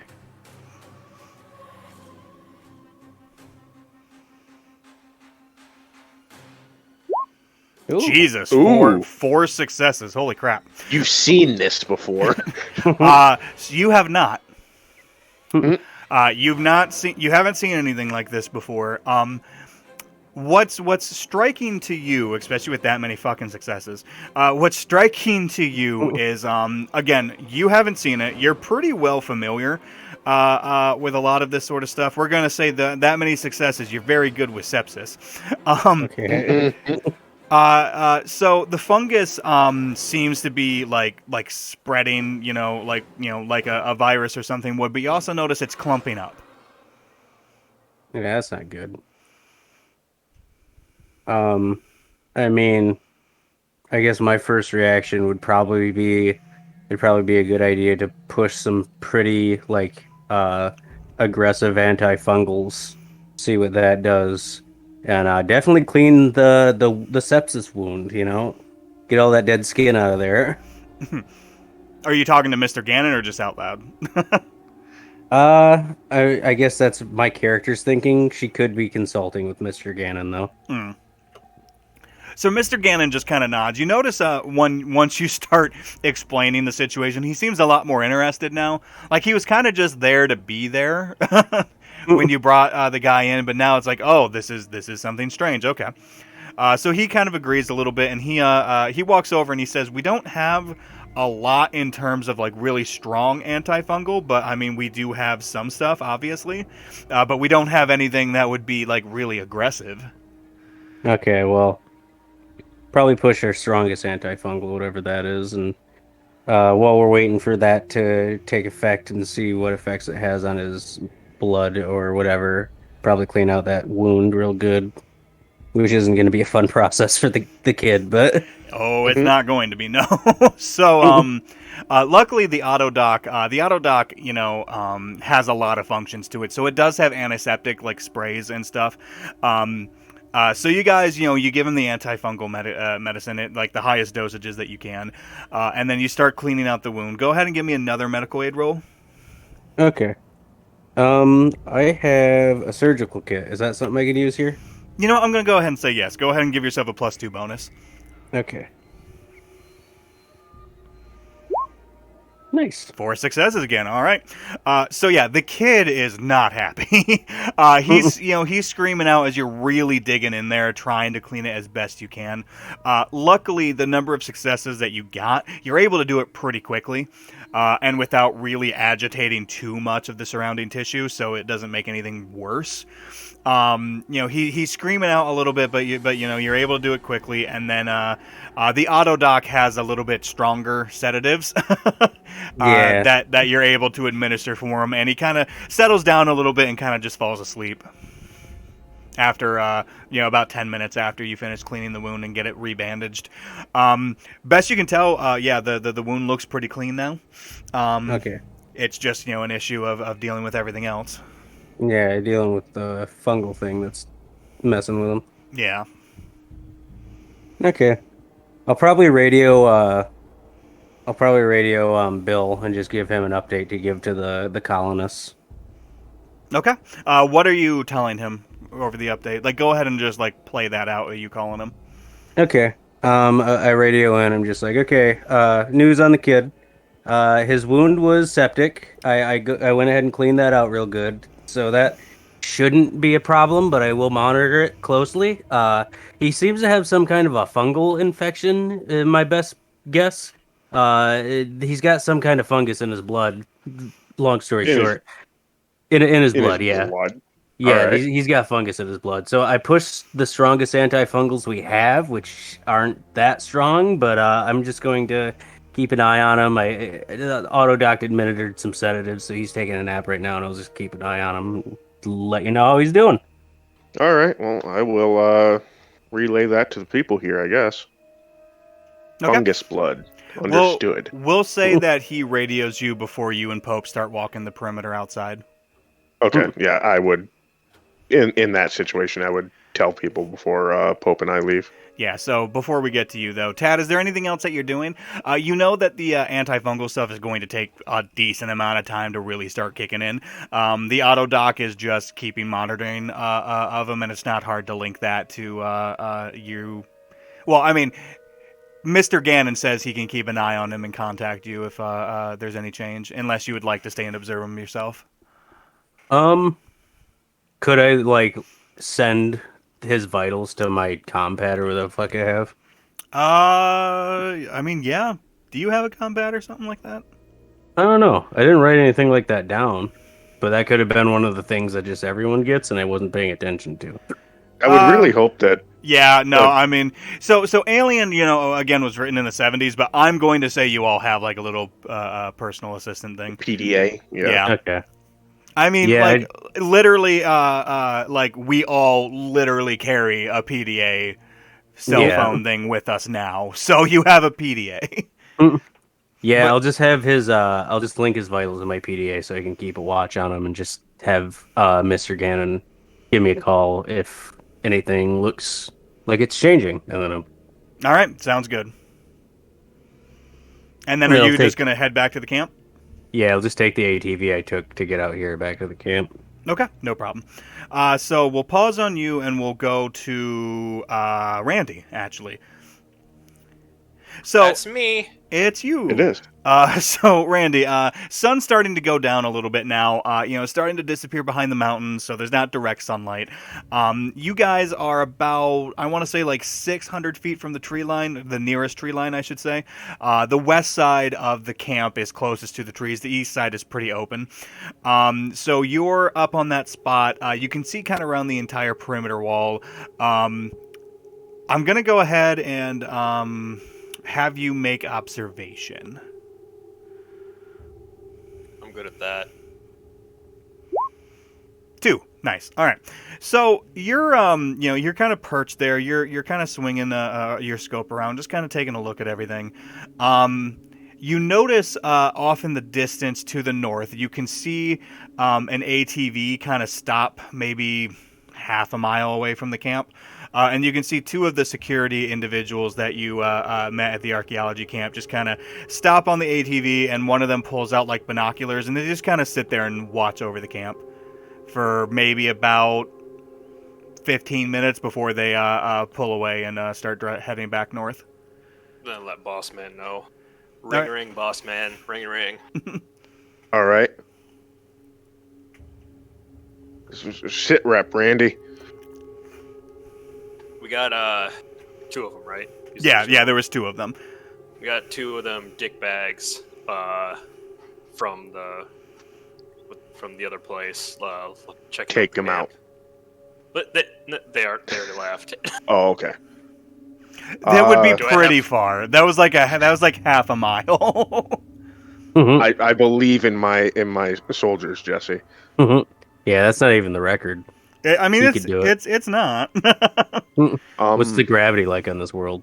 Think like 1.2. Okay, so Oh, that'd be okay. a little harder.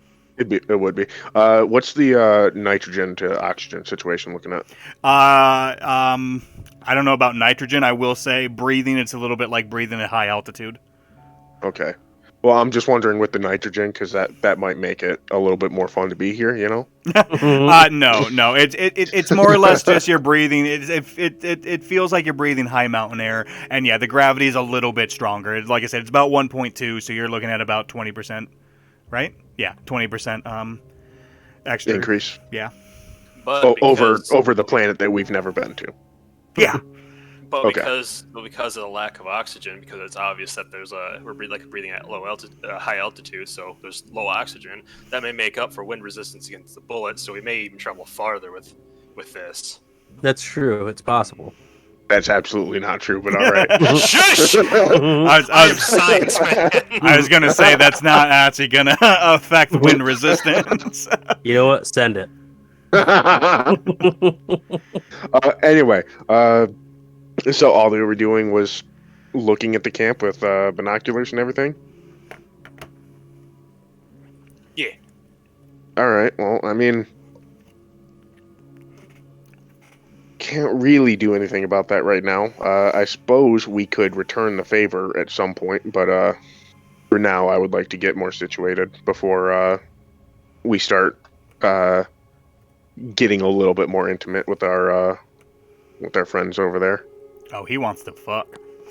Oh hell yeah!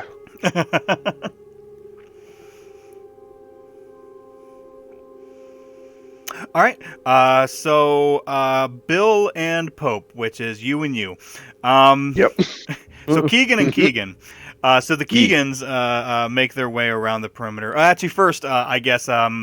So you get that report from Randy, like right after you get the report from Zarina. So would you like to tell somebody about Danny's condition? Yes. I will go find the person that greeted us. Anissa? Yes. All right. So Anissa is, people are starting to like kind of wrap up for the day. Anissa's currently with Dr. Hermanson, kind of just going over like a couple of things as they get ready for the surveys tomorrow. But yeah, you walk over to Anissa and they both just kind of look over at you. Hi. So, first things first. It seems like Danny, I believe his name was. Yeah, it's Danny Yout. But yeah, Danny. He's the only Danny in Yeah. camp, so. It sounds like he might have some sort of fungal infection that we're trying to work on. I will do my best to keep you updated on his status. Secondarily, we went and we talked to the bionational people. They are the like doctor guy over there seems more understanding of the situation, but we may still have some tension to go with their security detail. It sounds like everything is as smooth as it can be right now, but obviously we will handle any issues that arise from that. So Anissa kind of perks up a little bit when, not after the Danny thing, obviously, but when you mention... Just like he's fine? Damn it.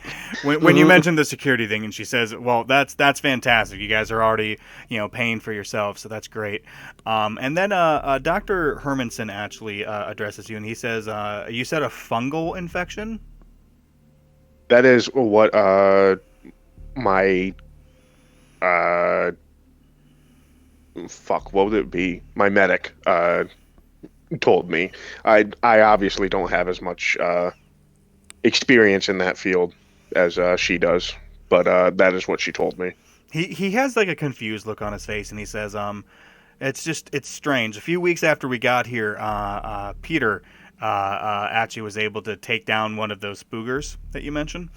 Mhm. And obviously, as part of our biology team, we you know dissected it and checked it out and everything. And I mean, there weren't any signs of anything venomous or fungal. As far as we can tell, there's not a significant fungal She presence did on this also planet. mention. She did also mention uh, that it might have been venomous. It may be possible that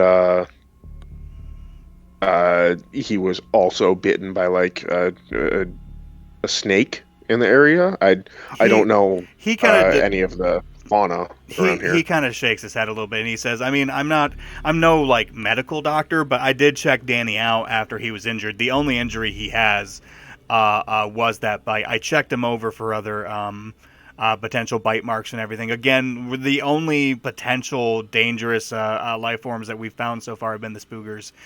We haven't found anything else that's been venomous. And like I said, there's not a significant fungal presence on this planet. It's actually a little strange. And he starts going off into like a nerdy tirade about the importance of fungus within like ecology before finally Anissa just kind of like, doctor, I think he gets Uh, it. yeah. No, I understand. Um, well, myself and Pope here will be walking the perimeter, uh, seeing, getting ourselves familiarized with the area, and if we see any indication that there might be other dangerous animals or something like that in the area, we will also update you on that. But she has him hooked up to our auto dock right now, so he should be in the best hands that he can be at the moment. All right, well, that's perfect. I really appreciate your guys' assistance with that. And yeah, just please keep us updated and let us know if there's anything you need from us. Yes, ma'am. All right. So you and Pope head outside, start taking your walk around the perimeter. There's not much of a perimeter to walk around because it's a relatively small site. But the first thing you notice, I'm not even going to make you make a roll for this. Just you can tell. Um, this whole thing is in a dip. Like there are hills like kind of like surrounding the whole area. Like they picked the lowest elevation to set up camp. So instantly you're like, great, everything around us is the high ground. Um, I'm gonna look like straight up, like at the sky. What do we got for like clouds and shit? There's very heavy cloud cover. You know that during the daytime, it was fairly cloudy, but there was still plenty of light coming. But you can tell for the most part, Colara seems like it's more of an overcast sort of planet. There's a lot more clouds than you might have on like Earth, so it's relatively cloudy. It doesn't look like a storm's brewing or anything like that, but there's almost like ever since you've gotten here, there's been a smell of rain. Like that smell you get. But you haven't actually seen any evidence of storm clouds or anything. Uh, I suppose I'll continue my patrol, but when I get back in, I would like to ask about if there's been any rain situation. Um, yeah, I guess with us also being like in the bottom of this, I'll I keep will an eye say, out. the bottom hills. Like I said, you're kind of in a bottom. You're surrounded by higher ground, except for the area going north. Oh, right, because we're overlooking that like main-sized valley, I think you said. Well, Is that right? you're not like overlooking it. I'm just saying like there's some hills around where you guys are in almost like a semicircle, and then the north is relatively flat. Okay. All right. So the north you have good sight lines, but you don't have great sight lines the other cardinal directions. Okay. While doing the like perimeter, I'm going to try to like find in the areas around us good like lookout positions kind of thing that would be able to overlook the entire camp? Let's see. All right, so from doing your perimeter, you know where Randy is. He's got a very good sight line over the camp. You know that there's a position about 200 feet south of the camp. It's like the highest point, like the highest hill that's surrounding the camp that looks over that area pretty well.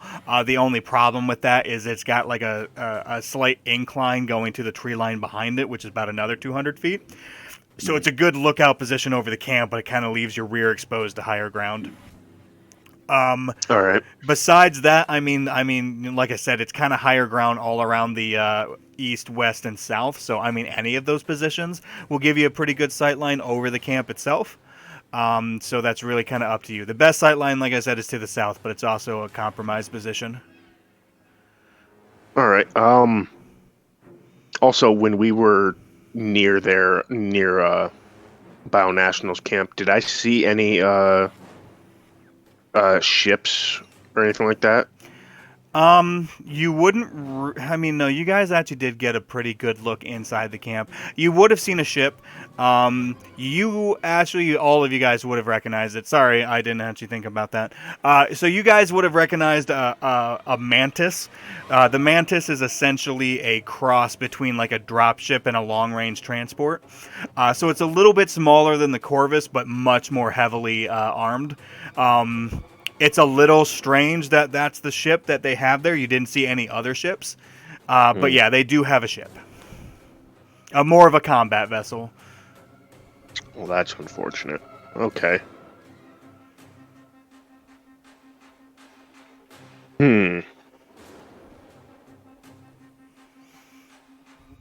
All right. I can't really think of anything else that I would be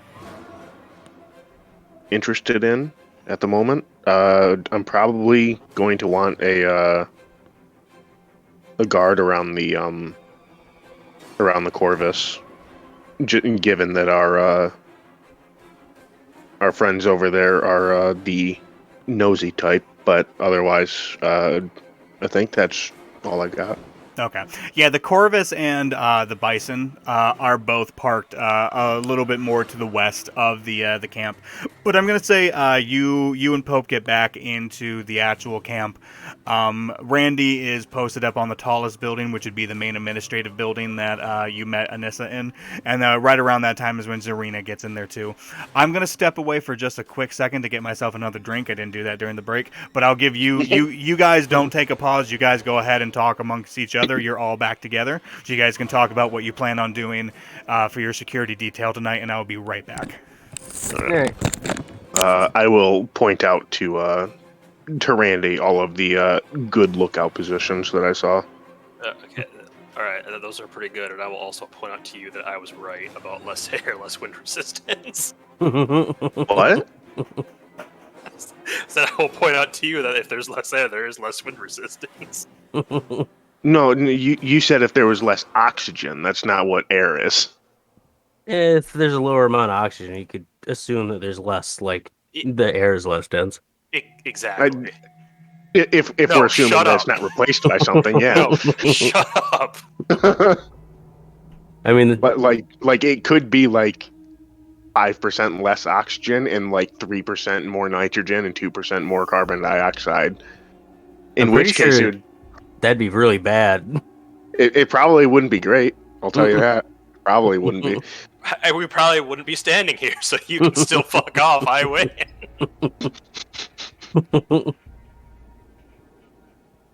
I guess we need to ask Jesse what the air density on this planet is. Yeah. Apparently, that is going to be an extremely important question that we're going to need answered.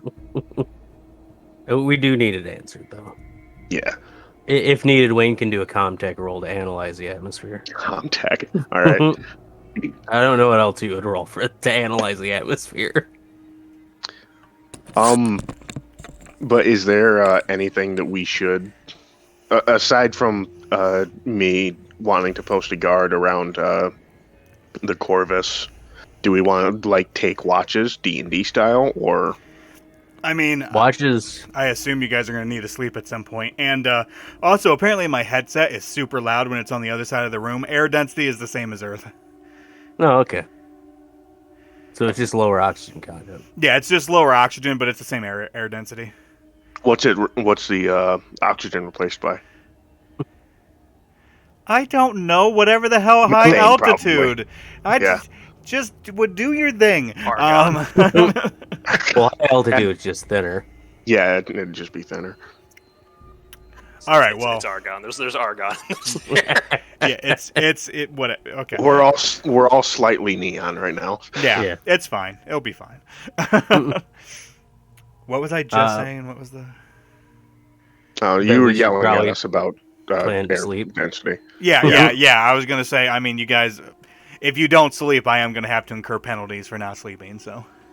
Yeah, we should take shifts. I would think the people on the ship could probably guard the ship because it's got weaponry. Does it have like any like turrets or something that could like anti-infantry, or is it just ship to ship? No, it's just ship to ship. This doesn't have any it doesn't have any point defense, and it doesn't have. Most ships don't have infantry style weapons except for maybe drop ships. Even that Mantis back there, the Mantis probably has slightly better weapons for that because it is sort of a hybrid drop ship. But even that wouldn't be as effective as a regular drop ship against ground forces. Okay. So we probably do want. I mean, we're gonna want people taking shifts, so we should send 2 soldiers back to the ship, have one guarding, one down. I'm not the fucking leader. You tell us what to do. I mean, remember, you guys are a spec ops unit that is completely independent. You don't have to have one person make all the decisions.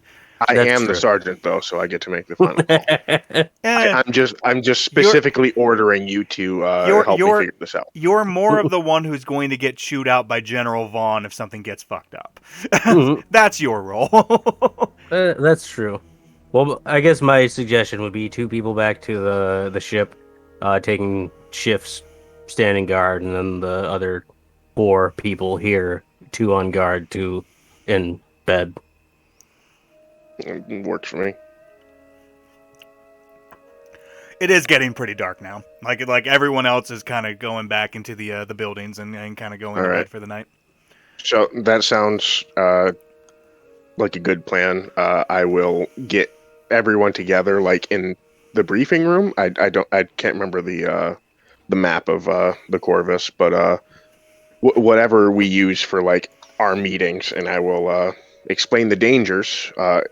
Apparently, and I'll explain to what's your character's name again, Ted? Zarina? Zarina. We're Is gonna it say you're- Zarina or Sarina? Zarina with a Z. Zarina. We're gonna say the Okay. center of the ship, which is kind of more of like the crew area, like where you would have meals and stuff. We're also gonna say that's like your unofficial briefing room because you don't really have a briefing room. Yeah. Unless you choose the armory for that. Mhm.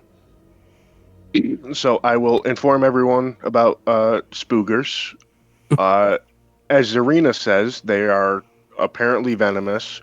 Oh, but no. The That's old information. They're not venomous. Whatever it was, it could have been as simple as like some spores on his clothes that got punctured into his wound. It's just an alien organism that is taking part in his blood. I don't think it came from the spooger anymore. And an alien what? Organism? There you go. You said What an did I alien. say? You said an alien orgasm. Oh, okay. oh, I was like, I Could have been mean, that too. I didn't hear that, but okay. or maybe I'm just hearing what I want to hear. I'll review it later. well, I mean, it seems like we actually do have a couple people in chat, so maybe they heard it, but I think But, they're gone now. probably we're pretty boring. Yeah. But yeah, I'll inform everyone of the dangerous fauna that have been reported, and assign out watch. All right. How are you assigning out the watch?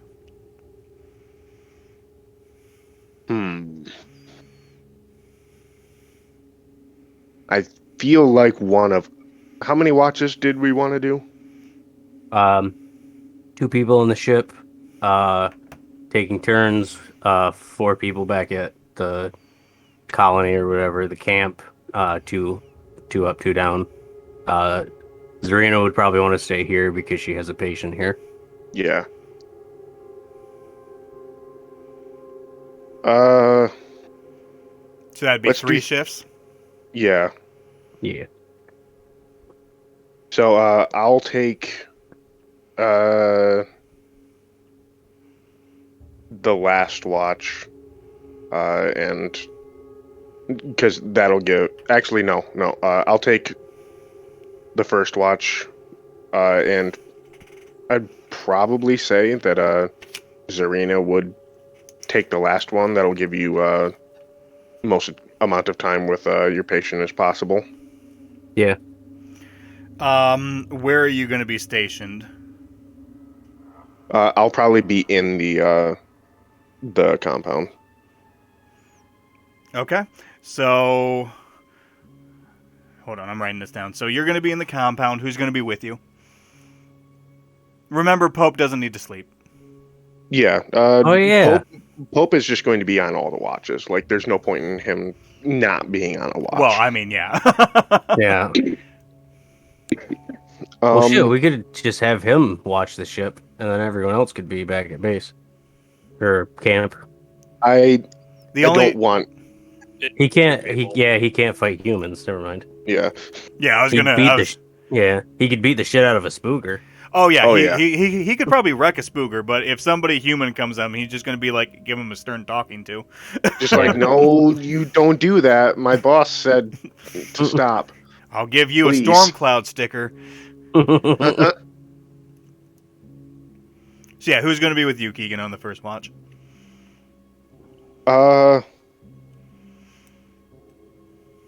Let's take. Oh yeah, because we all have multiple characters. Let's take Wayne. All right. So you and Wayne will be at the compound on first watch, and then who's gonna be at the ship? Sounds like Pope and somebody else. Yee. Like I said, Zarina has a patient on the ship, so she would want to be there. Danny boy.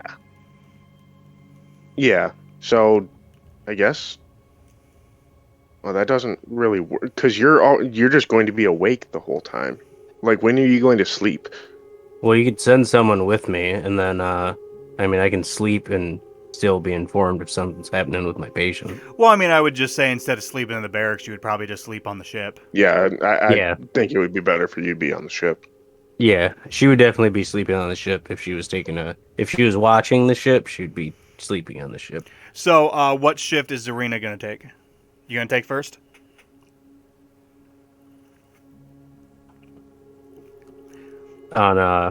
If she is guarding the ship, yes, Okay.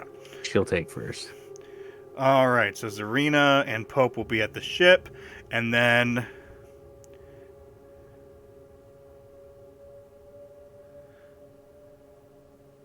I just realized that Keegan and Tad are doing both. Yeah, I was watches gonna in say you both want to places trade with that a both our little bit.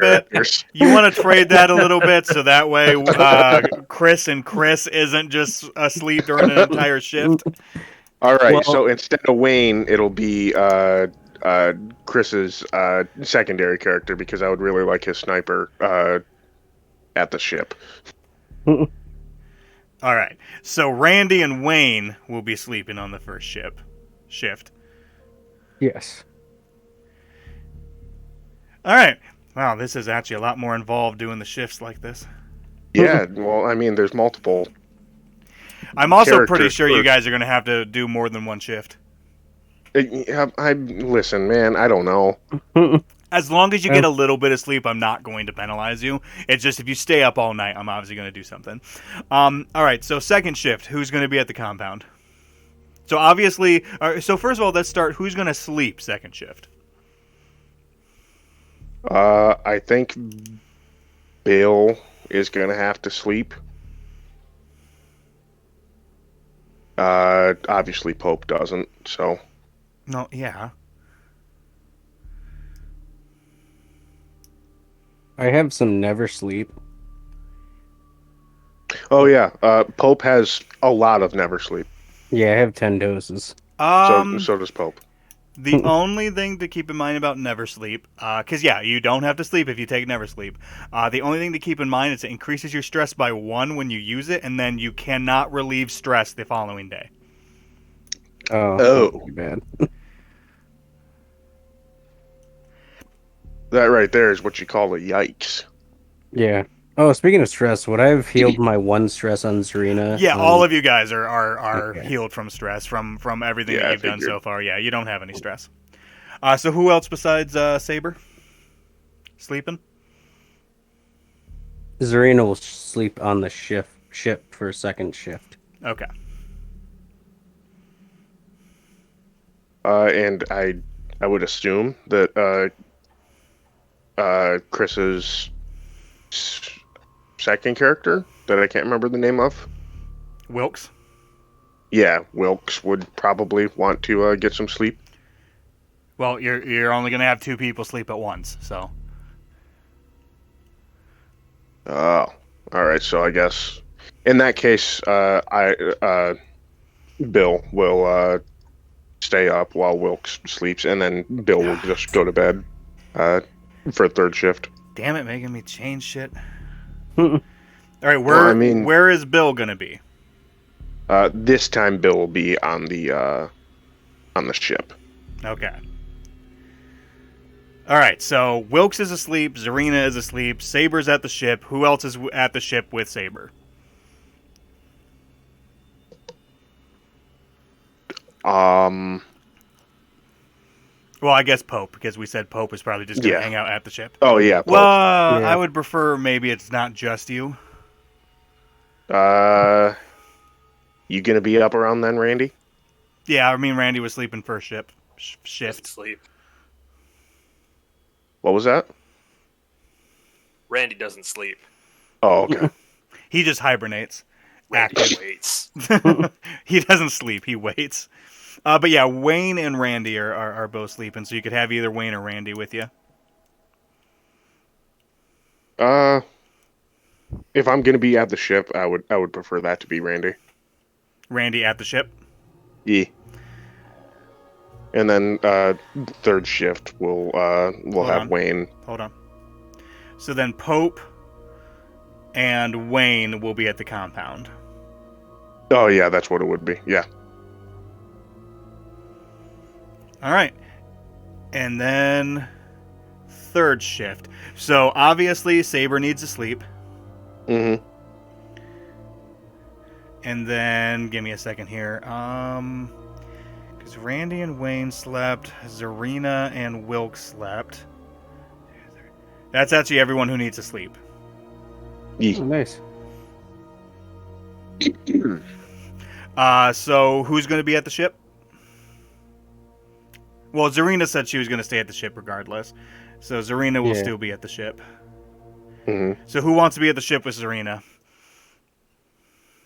Wayne will stay at the compound, the camp. Okay.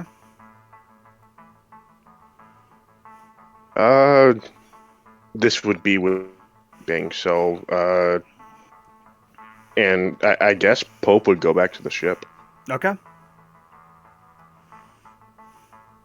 And then that would leave compound as Wayne, Randy, and then you have an extra person. Where do you want to put Wilkes?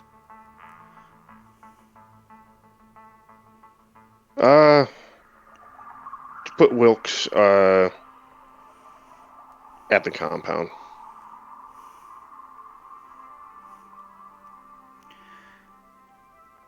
Man, splitting up 6 people on 3 watches in 3 different locations is kind of a pain in the ass. Mhm. Yeah, a little bit. All right. Made us do it. It's your own fault. I know it's my fault.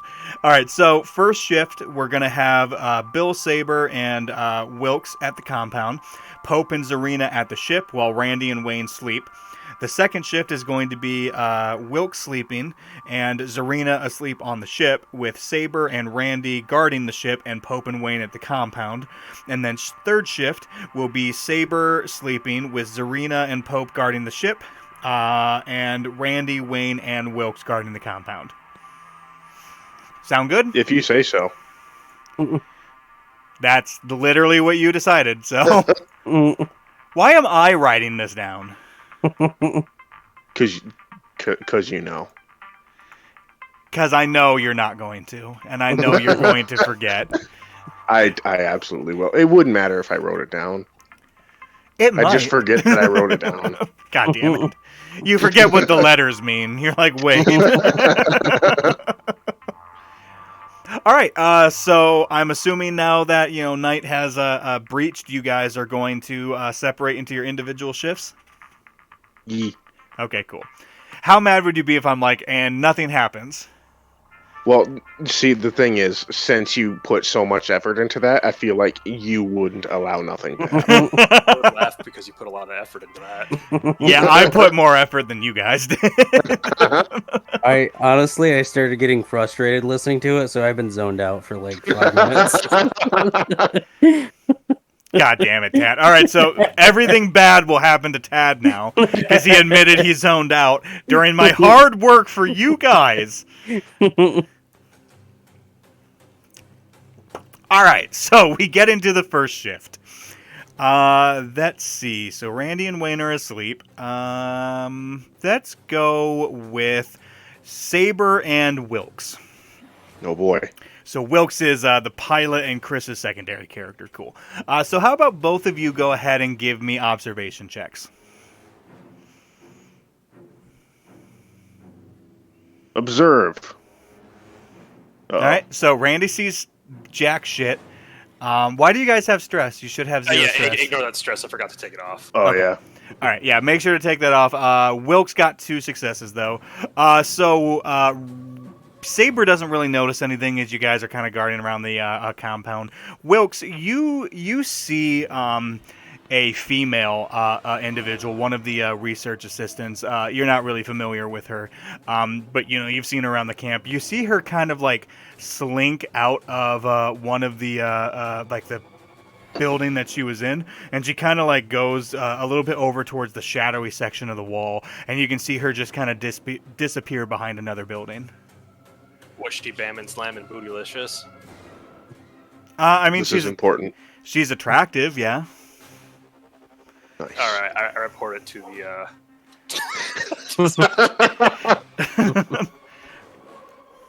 Okay.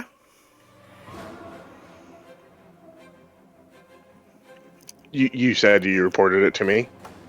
Yeah. All right.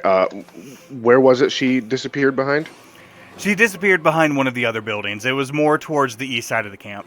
So she came out of one of the buildings. You would recognize it as the building where the environmental science team stays, and she just kind of slinked like to a wall and disappeared behind one of the other buildings.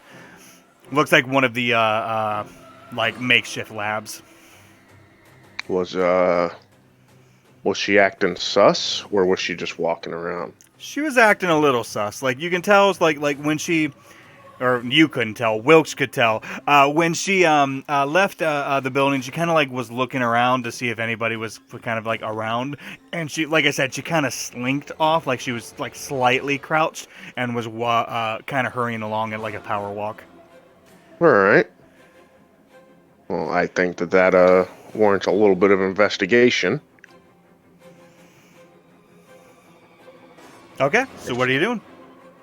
Bet she's peeing. Yeah, probably. All right. Well, I don't like the idea of it because splitting the party is normally the best possible thing you can do. Mm-hmm. But I also don't want to have no one keeping a lookout. So I will have Wilkes continue looking out, and I'm going to go see what she's up to. Okay, are you trying to be sneaky at all or just walk over there? I will try to make myself not known until like I get to the building, but I'm not going to be like like ninja walking around. Okay, go ahead and just give me mobility then. Just won't have as high of stakes for it. Mobile. Nope. Nothing. Okay. So go ahead and make me an observation roll too. Oh boy. You know I'm so good at these. Nothing. Nice. Man, you are not getting successes tonight. It's I don't know that I've Bad gotten Bill. any. I might be Bad Bill. Yeah. bad, Bill. Yeah. So you kind of make your way towards the building. You're not necessarily being quiet, but once you get to like the edge of the building, like before you would actually walk behind it, you can make out what almost sounds like the sounds of a struggle.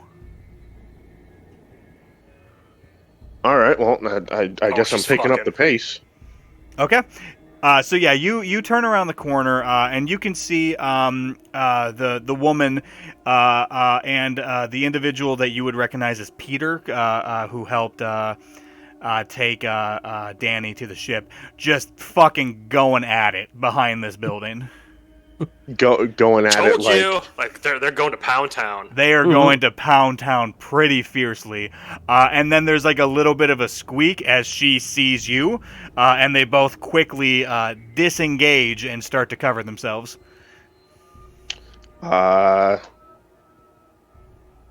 recommend finding somewhere a little bit more private.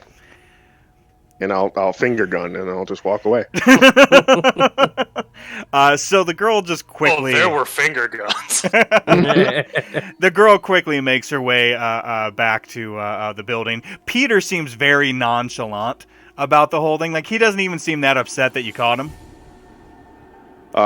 Does he seem upset that that caused a stoppage? I mean, there's a little bit of a blue tinge to him, yes.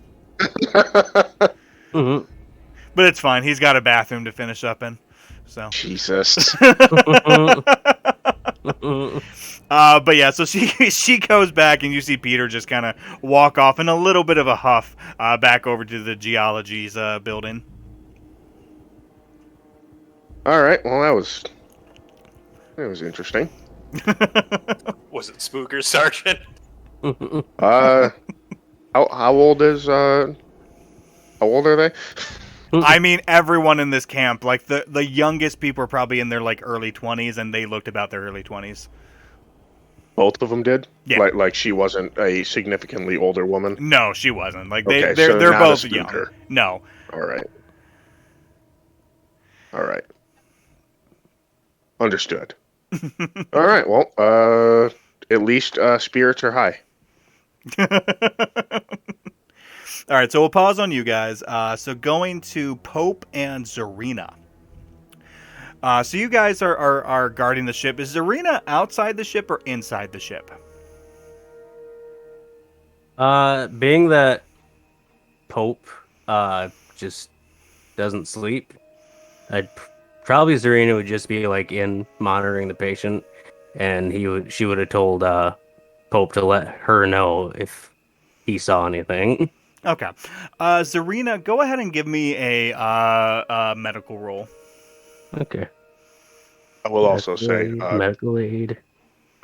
Pope is real good at medical stuff as well. Yeah, you have both medics guarding the ship. Yeah. Mm-hmm. All right, so one success. All right, so you're monitoring over Danny. Danny, there hasn't been a big change in his condition. He's still relatively he's still unconscious. He's still under the effects of the sedative. You notice that the antifungal stuff doesn't really seem like it's doing a lot. You see, if you do like another X-ray or whatever, you can actually see the bone, the hairline fracture on the bone actually looks like it's healing, like pretty quickly. But if you do another blood test, you can see that there's much higher concentrations of the fungus. It does look like the fungus isn't clumping up as much, so maybe that might be an effect from the antifungal medication. But there does appear to be more of the fungus in his system. Hmm. Okay.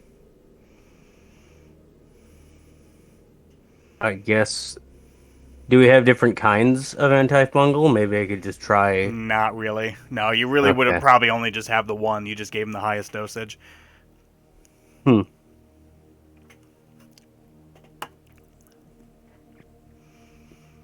Well, I guess I will just like with a sample of his blood, I'll just try to like experiment with stuff to see what would knock the fungal down. Like I don't know, just various things that I could like medicines, whatever.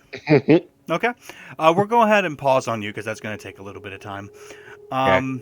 Pope, go ahead and give me observation. All right, let me pull up Pope's thing. Oh man, Pope is like twice as good at observation. And still failed. Still got nothing. Bad And- Pope. And remember, synthetics cannot push. Yep. All right. So yeah, Pope doesn't really notice anything. He keeps an eye around the ship, but it's relatively. I want to say it's relatively quiet for all of you who are outside. It's very dark. The cloud cover kind of prevents a lot of starlight from getting through, and there's no moon around this planet. So it gets very like intensely dark. You can make out noises of like maybe some like insects off in Making the it out, distance. yeah.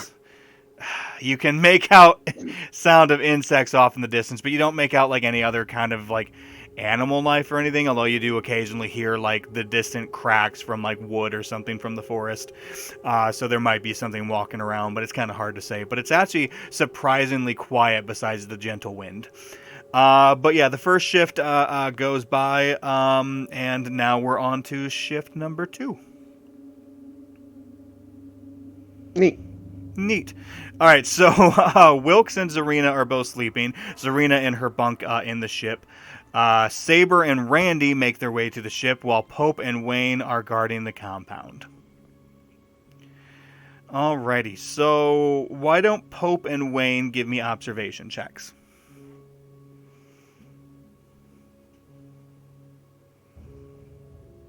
Don't fuck me, Pope. Nice. Yep, Good he job, didn't. And nice. Wayne got 2. All right, so 3 for Pope and 2 for Wayne. You guys are doing pretty good with that. So the two of Pope. Don't lie you, to me. are walking around the compound. It's been pretty quiet for most of the shift. You're getting a little bit closer towards the end of the shift. And you guys can make out what sounds like almost like a screeching noise coming from the northeast.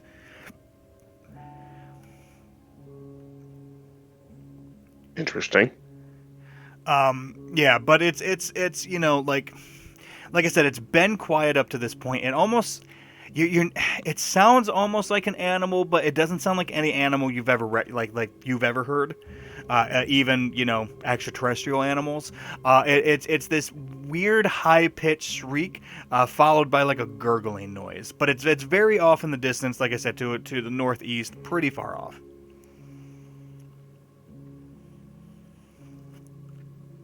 A gurgling noise. Yeah, like a screech followed by a gurgle. Like the screech turns into a gurgle. It sounds like something was like crying out in pain and then was very suddenly not crying out in pain. Maybe, but the screech happens multiple times, and it sounds exactly the same every time. This goes on for probably about 5 minutes.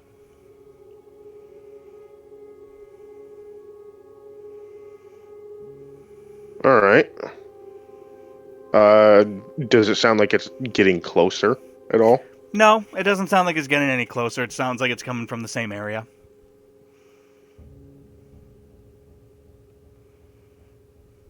Should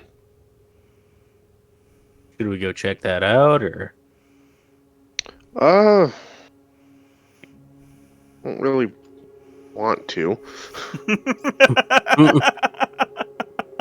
But I feel like that's something that's important. It does seem like something that's important, yeah. So yeah.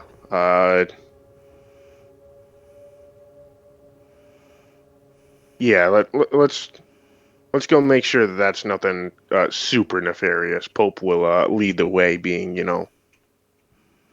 not made of meat.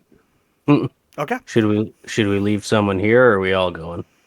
Yeah, that's actually a fairly good point. Pope will go. Just Pope? Well, that's all we got, isn't it?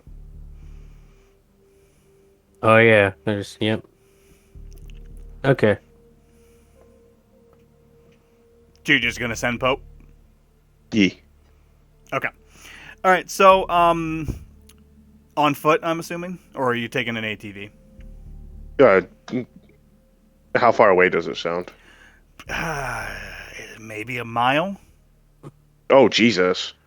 It's like I said, it's pretty far away. You can tell it's being carried by the wind a little bit. It's not like all the way to where like the ruins are, but it sounds like it's about halfway. Like it'd take like a half hour on an ATV. If it's that far away, I might not even concern myself. Because that's really far. It's I pretty far. I think if it gets closer, I'll do something about it. But potentially a mile away seems overcautious. Until I start hearing like artillery barrages. All right. So, you two doing anything else? I don't got anything. Okay. So going to the ship with Saber and Randy. Why don't Saber and Randy both give me observation rolls? Boy.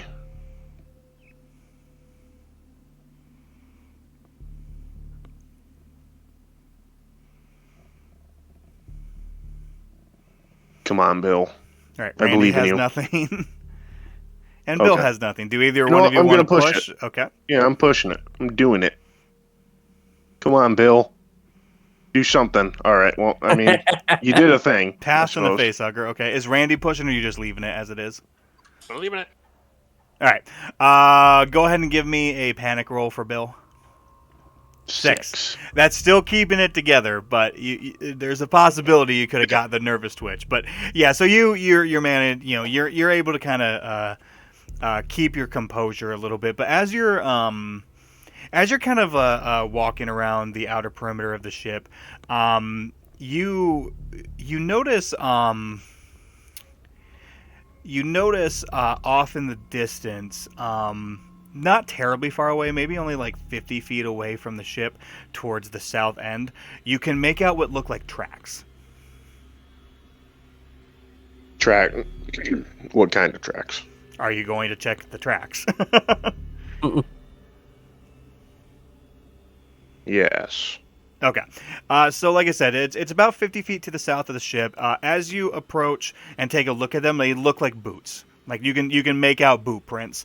It looks like it stops, and it looks like it comes out from the tree line, stops, and then you can see it turns and goes back to the tree line.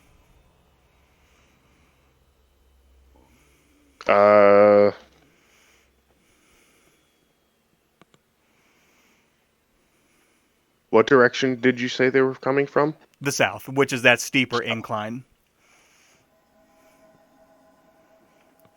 Okay. Well, I feel somewhat justified in having watchers at the ship now. I didn't think that they would make moves on the first night, but also I guess I was wrong. All right. Well, I am probably going to keep that in mind for what we're gonna do with our free time, but I'll look out into the woods right now to see like if I can immediately spot anyone. I doubt I will, but You don't see anything. You know that it's pretty dense, so you might have to like actually go into the woods to get a closer look, but you don't see anything obvious. yeah, I didn't expect I would, but so yeah, I will leave that be for now. Okay. All right, so the rest of the second shift goes by fairly uneventfully besides that, and then we will get to the third shift.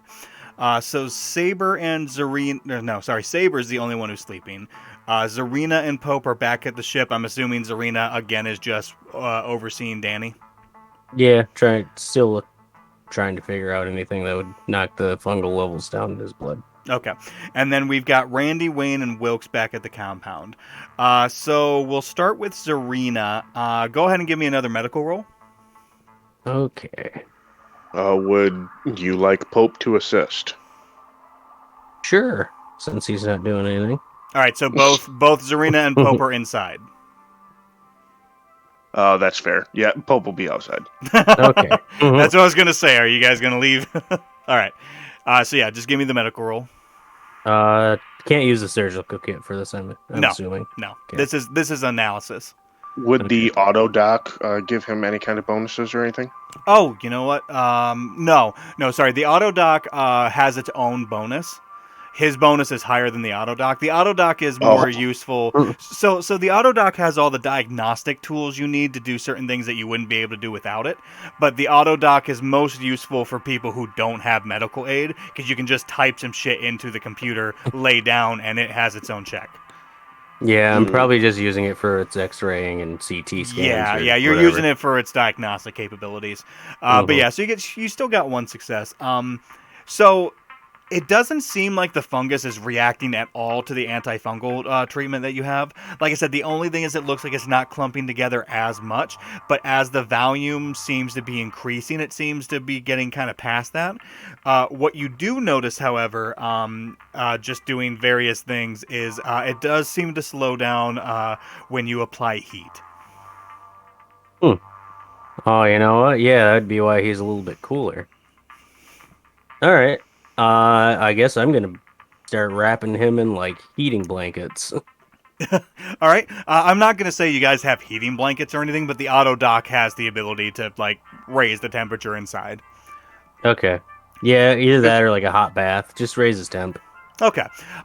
So he's still sedated. As you start raising his temperature, he starts not thrashing around, but you notice he's starting to react a little bit. He's still unconscious, but he seems like his heart rate is accelerating and his blood pressure is increasing as you're increasing the heat. If his temperature is lower, why would he be sweating? That was something that was weird. I assume that it's just he whatever it's doing to his blood, he just prefers colder temperatures now. His body does. But if we raise it, it'll probably kill it, which is what I'm doing. I mean, I that's guess- what a fever is, so yeah. Yeah. I guess as like his heart rate is increasing and stuff like that, I would just as long as it's not getting dangerous, do nothing. But if it starts getting like too crazy, I might start hitting him with like some more powerful sedatives or just higher doses. Okay. So raising the temperature, it seems like his heart rate and his blood pressure is increasing with the temperature increase. You can increase his internal temperature to about 99 while still maintaining like they're pretty high heart rates and high blood pressure, but without exceeding dangerous levels. If you go above 99, you're going to start hitting that more dangerous area.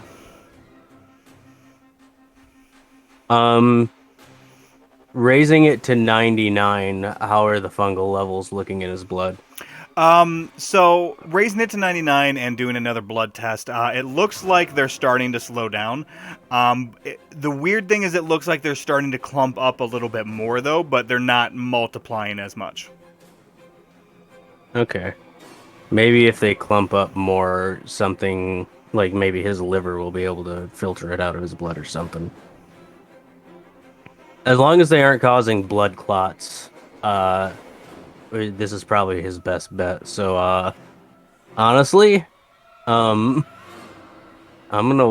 just gonna keep him at 99 for a bit until Pope is free to come up and assist me, and we'll take him above 99. Okay. All right, so we'll pause on you and Pope. Pope doesn't notice anything outside the ship. It's relatively quiet on the outside. Saber's sleeping, so that leaves me with Randy, Wayne, and Wilkes. The three of you go ahead and give me, Randy and Wayne give me observation checks.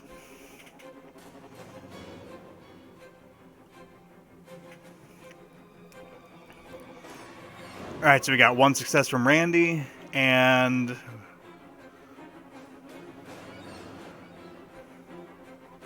how about for Wayne? Oh, yeah. Sorry. Observation? Yeah. Nope. Okay. So Randy, so the three of you are guarding the compound. You are back in. I'm assuming you climbed the building again. Always. Always. Mm-mm. All right. So Randy's got his high ground position as he's kind of like spotting around a little bit. You, from your vantage point, the wind carries a little bit better towards you. You're able to make out the sound of distant gunfire coming from the northeast.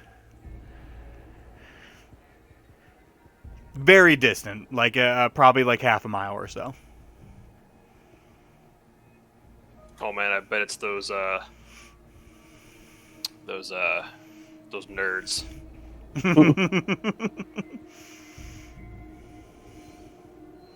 I let was with me Wayne. Yeah. Yeah, you got Wayne and Wilkes, but Wilkes is your NPC. I like how your thing is Wayne from Wayne's World, Tad. Yeah, Yeah, I noticed. I just noticed the picture. I at least inform him about the sounds, the noises. All right, yeah. If Wayne like takes a moment to like either walk outside the fence or at least lift himself up over it a little bit, he's able to hear it too. Like the fence was kind of blocking it for him. But yeah, it's Okay. very distant gunfire.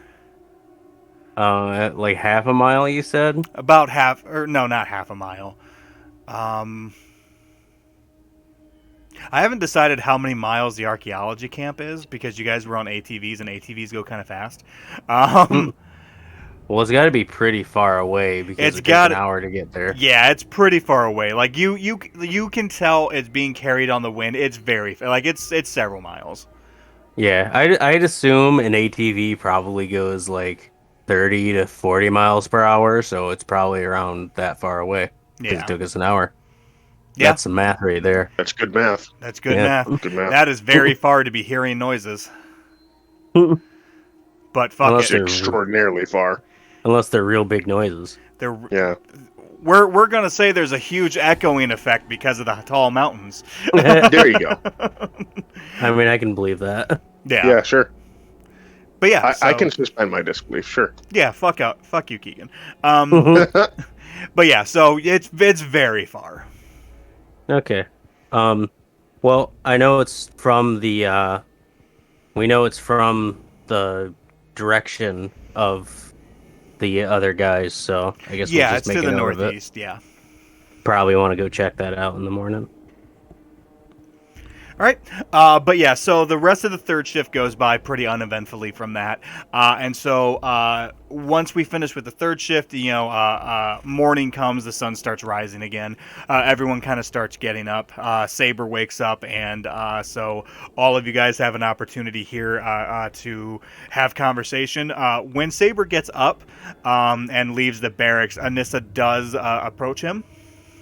And Anissa just says to Saber, so we're going to be setting up to go conduct our surveys here in a few hours, so about 3 hours from now.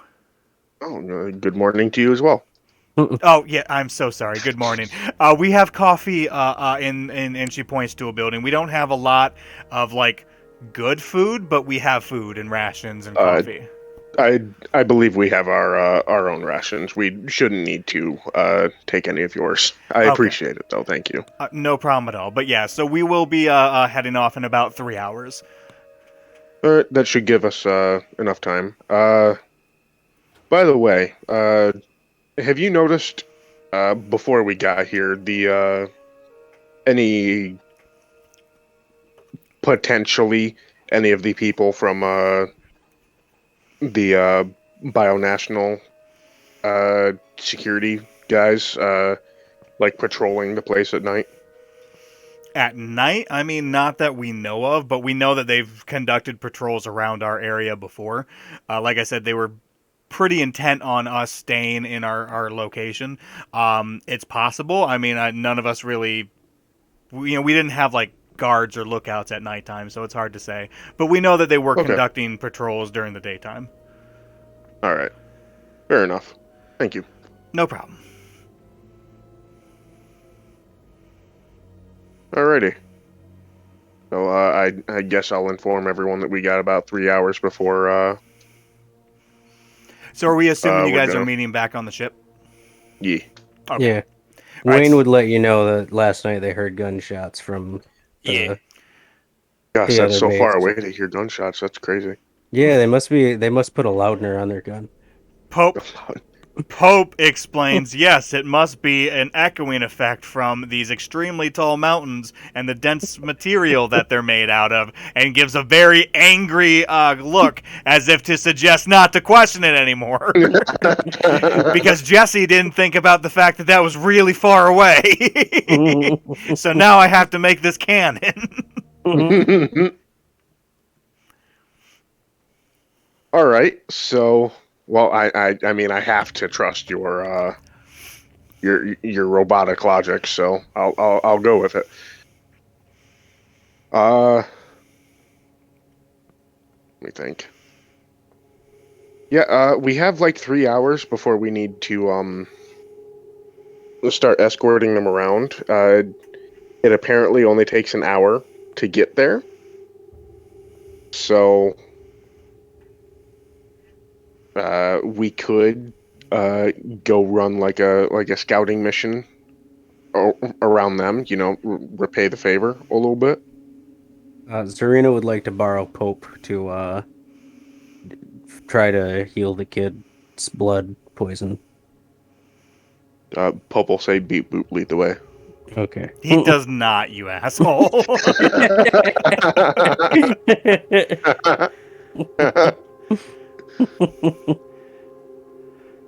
All right, so Pope and Zarina are going to stay on the ship and work on Danny a little bit more. Yeah. And it Yeah. sounds like the rest of you are going to be heading back to the archaeology camp. Sounds like it. Does that sound good to everybody? Unless there are any objections. Beep boop. Fuck the heretics. All right. So I'm actually going to end it here right now. That seems like a really good spot to end it when you guys are splitting up. We're going to say that, you. Damn, I didn't realize what time it was. Yeah. Saber, Wilkes, Wayne, and Randy, right? Yes. Yes. We'll jump on the ATVs, two of them, and go head off towards the camp, while Pope and Zarina are in the med lab working on Danny. So that's where we're going to end it for tonight. So for anybody who's watching or listening afterwards, thank you for joining us. Again, apologize for the week-long break. Hopefully we shouldn't have any more, but we should be back on July 8th at 7 p.m. Eastern Standard Time to continue their mission here on Colara. So thanks for everybody for tuning in, and we will talk to you next week. Bye. What do you think Eastern alternate time is? I don't know. Don't ask me questions at the end of this. All right. Bye, everybody. Bye. Bye-bye.